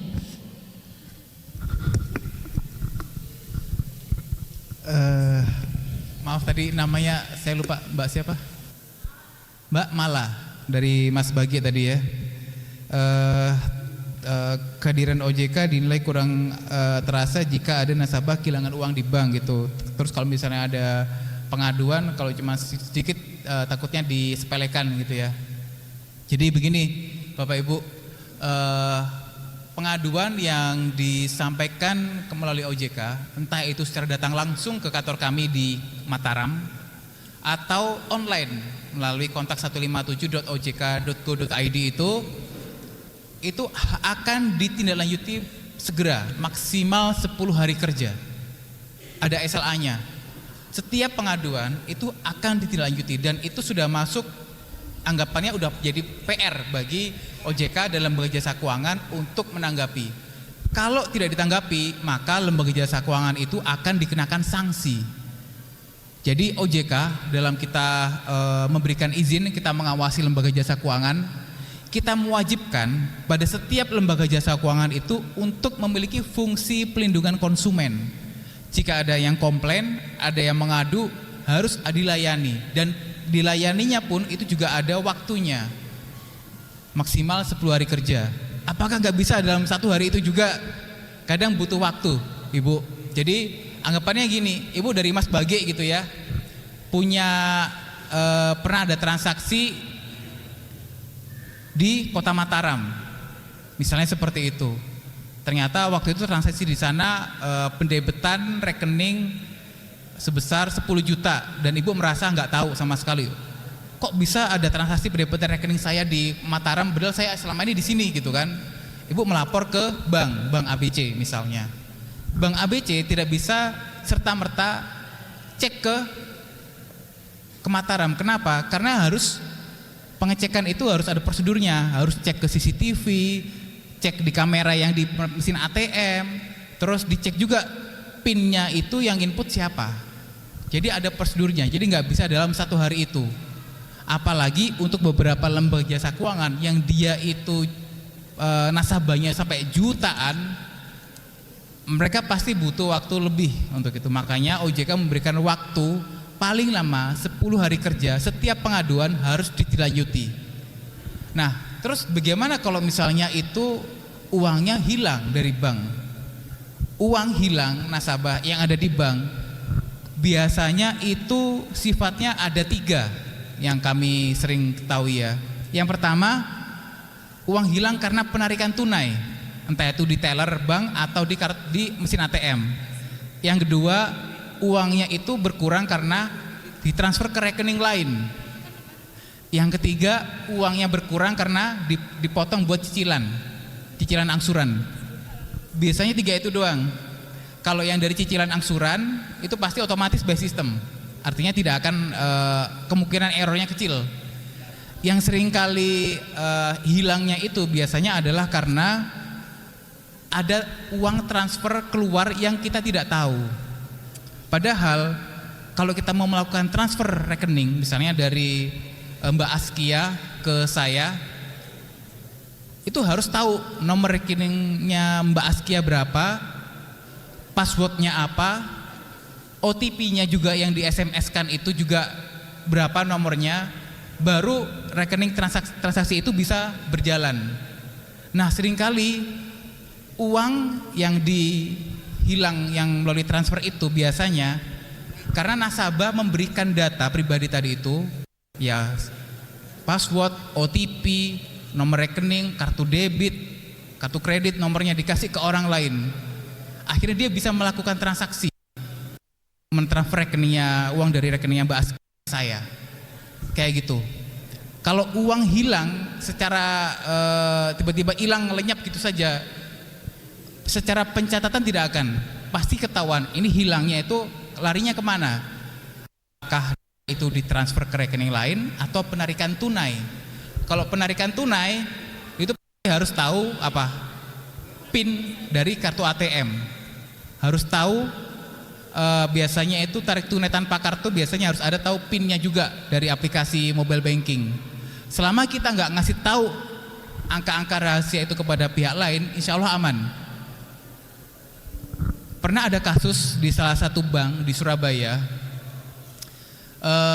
seorang mbah atau kokoh gitu ya, dia saking percayanya dengan bawahannya itu sampai dia tahu buku tabungan, tahu kartu debitnya, tahu PIN ATM-nya, bahkan bisa menyalin tanda tangan di slip penarikan.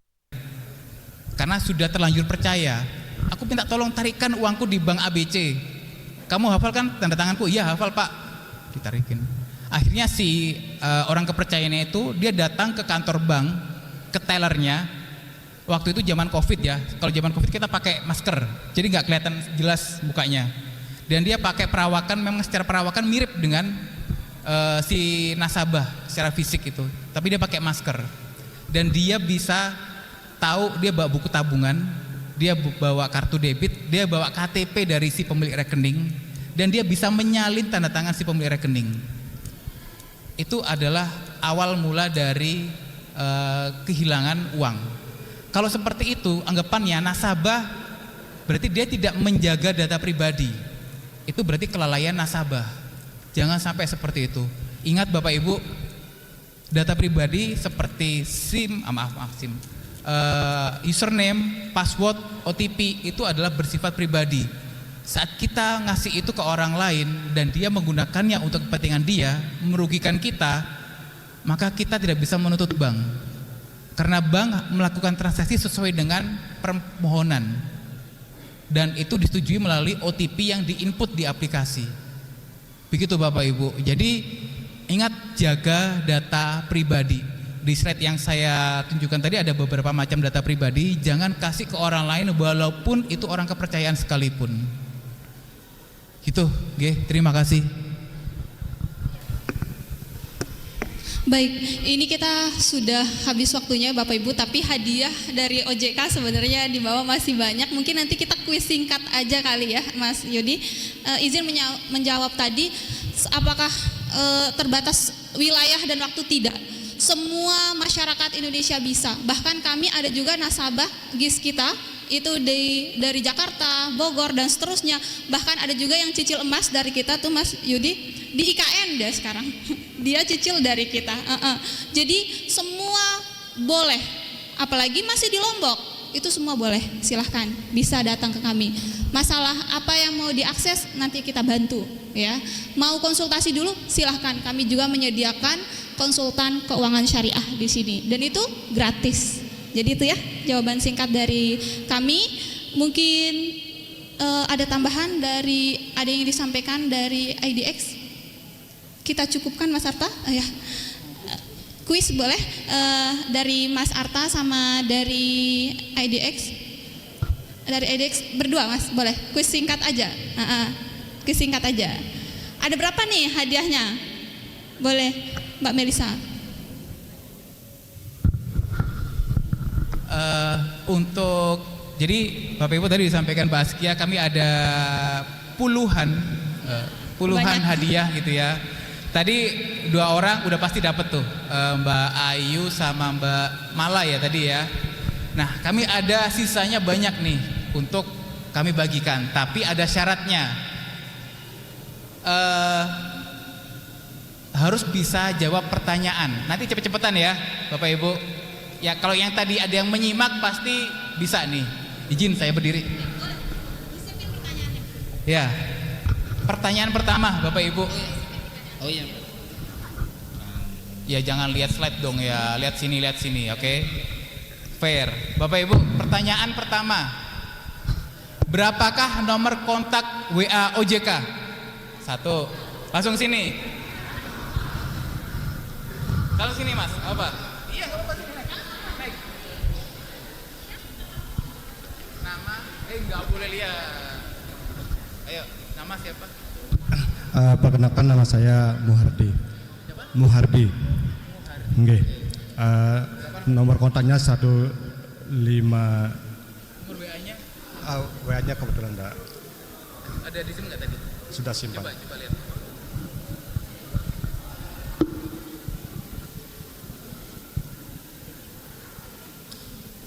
Oke, udah di save ya. Berapa itu nomor kontak OJK-nya? 081 157 157 157. Oke, mantap. Oke, dapat hadiah nih. Tuh. Akan diantar. Oke, pertanyaan kedua, Bapak Ibu. Di manakah letak kantor OJK NTB? Mbak, pakai kerudung hitam paling cepat tuh. Sini ya, boleh.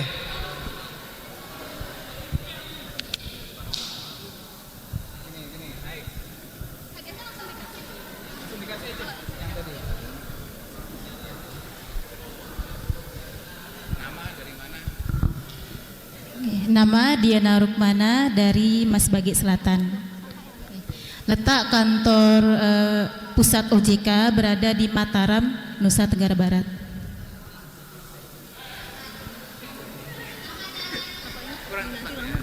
Kantornya mah di Mataram, itu bukan kantor pusatnya. Itu yang didengar tadi soalnya. Coba saya pegangkan dulu. Nggak ada. Oke, yang benar Mataramnya, tapi kalau kantor pusatnya bukan itu ya. Kantor pusatnya di Jakarta. Tapi nggak apa-apa, kami hargai. Terima kasih, silahkan diambil. Tetap dapat. Duduk dulu Bapak Ibu, duduk dulu ya. Duduk dulu ya. Pertanyaan selanjutnya yaitu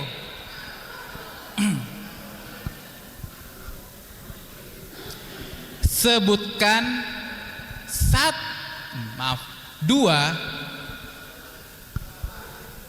lembaga jasa keuangan syariah yang diketahui. Oke, Mas pakai baju abu-abu tuh, paling cepat. Sini, naik. Ayo, nggak boleh nyontek ya. Dua lembaga jasa keuangan syariah.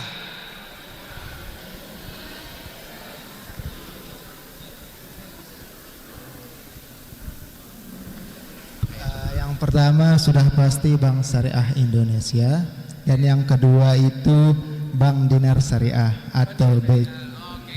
Oke, benar. BSI dan Bank Dinar Syariah. Oke. Selanjutnya, kalau tadi itu adalah nama lembaga jasa keuangan syariah.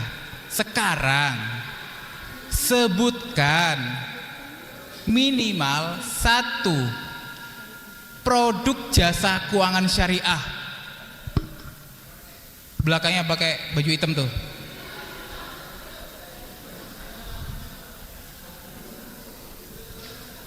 Penyebutan harus benar ya.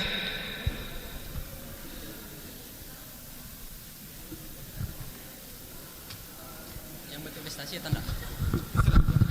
Murabahah. Apa itu? Iya. Murabahah itu apa? Pinjaman itu kan? Pinjaman. Iya, pinjaman. Oke, benar. Siap.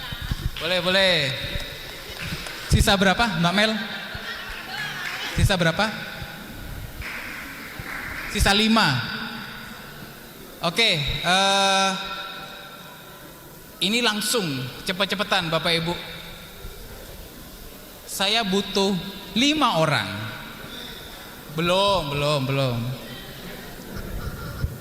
10. Wow, 5 orang dulu dah, 5 orang dulu ya. Banyak banget ternyata kita bawanya. Saya butuh 5 orang yang paling cepat follow IG OJK Provinsi NTB. Kesini. Bawa Instagramnya. 1. Ya. Sini. Gak apa-apa, biar 1, 2, sini. 2, 3, udah selesai, cukup. Oke, ya. Dari kemarin. Wah, belum, baru follow. Enggak, baru follow. Ini udah follow. Oke. 1, 2, Kita 3, butuh 5 ya untuk para peserta. Oke.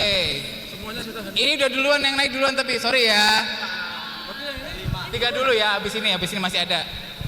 3 dulu. Yang ini dia belum follow tadi. Kasih 3 Mas, silahkan diambil ke Masnya sana. Nah, sekarang pertanyaan selanjutnya yaitu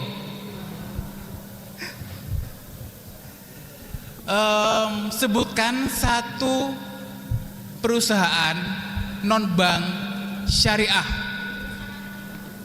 1 sama baju hitam sana 2. Yang pakai orange sama Mas topi hitam sini silahkan langsung berdua. Ayo cepetan. 1, 2, 3, 4, 5. Ini 2 ini. Ayo. Perusahaan non bank syariah. Adira Finance non bank syariah kan Pak? Salah. Adira Finance itu komersial, konvensional dia, bukan syariah. Pegadaian syariah. Pegadaian syariah benar. Lanjut, ada yang tahu? Silakan Pak, silakan. KSPPS BMT. BMT itu bukan lembaga jasa keuangan, itu koperasi Pak. Maaf ya. Oh maaf, nggak bisa. Mbaknya, itu ayo. Ini.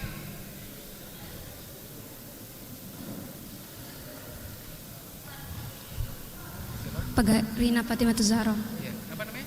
Rina Fatimah Zahra. Oke, namanya? Coba, lembaga jasa keuangan non bank. Pegadaian. Tadi udah.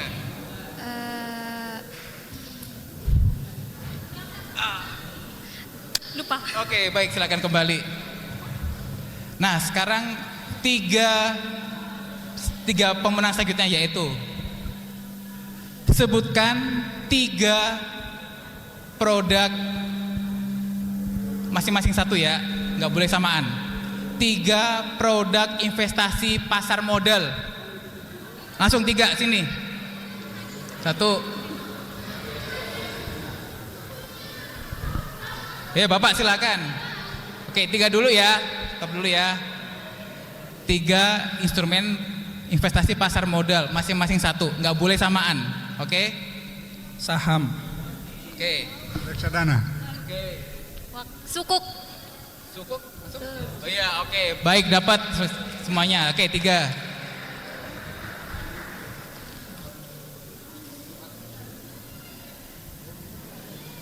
Sisa berapa, Mas? Sisa berapa? Sisa 3. Oh, udah habis. Oh. Udah habis waktunya. Yaudah, mungkin next time ya Bapak Ibu. Terima kasih semuanya. Wassalamualaikum warahmatullahi wabarakatuh.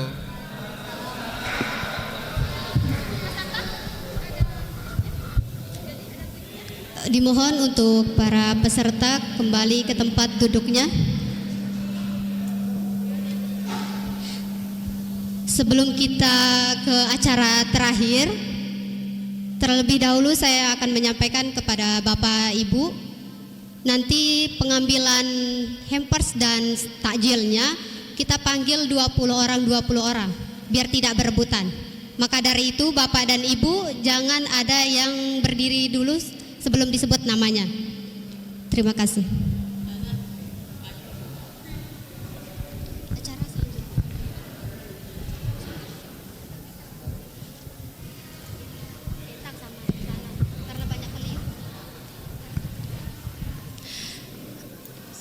Acara selanjutnya, doa.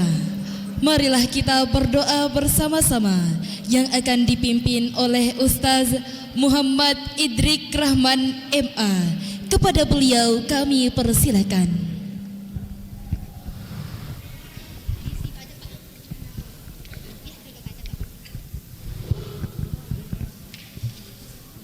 A'udzubillahi minasyaitonirrajim. Bismillahirrahmanirrahim. Alhamdulillahirabbil alamin wassalatu wassalamu ala asyrafil anbiya'i wal mursalin sayyidina Muhammad wa ala alihi wa sahbihi ajma'in. Allahumma taqabbal minna salatana wa siyamana wa qiyamana wa ruku'ana wa sujudana wa takhasyu'ana wa ta'abbudana wa tamim taqsirana bi rahmatika ya arhamar rahimin. Allahumma ighfir lana dhunubana wa dhunuba walidina warhamhum kama rabbawna shighara. Allahumma ij'al jam'ana hadha jam'an mubarakan marhuma wa tafarruqana min ba'dihi tafarruqan mubarakan hasanan ma'suma. Hassantu nafsi wa iyyakum bil hayyil qayyum alladzi la yamutu abada wa dafa'tu anni wa ankum as-su'a bi alfi la hawla wa la quwwata illa billahil 'aliyyil 'azim. Rabbana atina fid dunya hasanah wa fil akhirati hasanah wa qina adzabannar. Wa akhiru da'wana alhamdulillahi rabbil alamin. Al-Fatihah.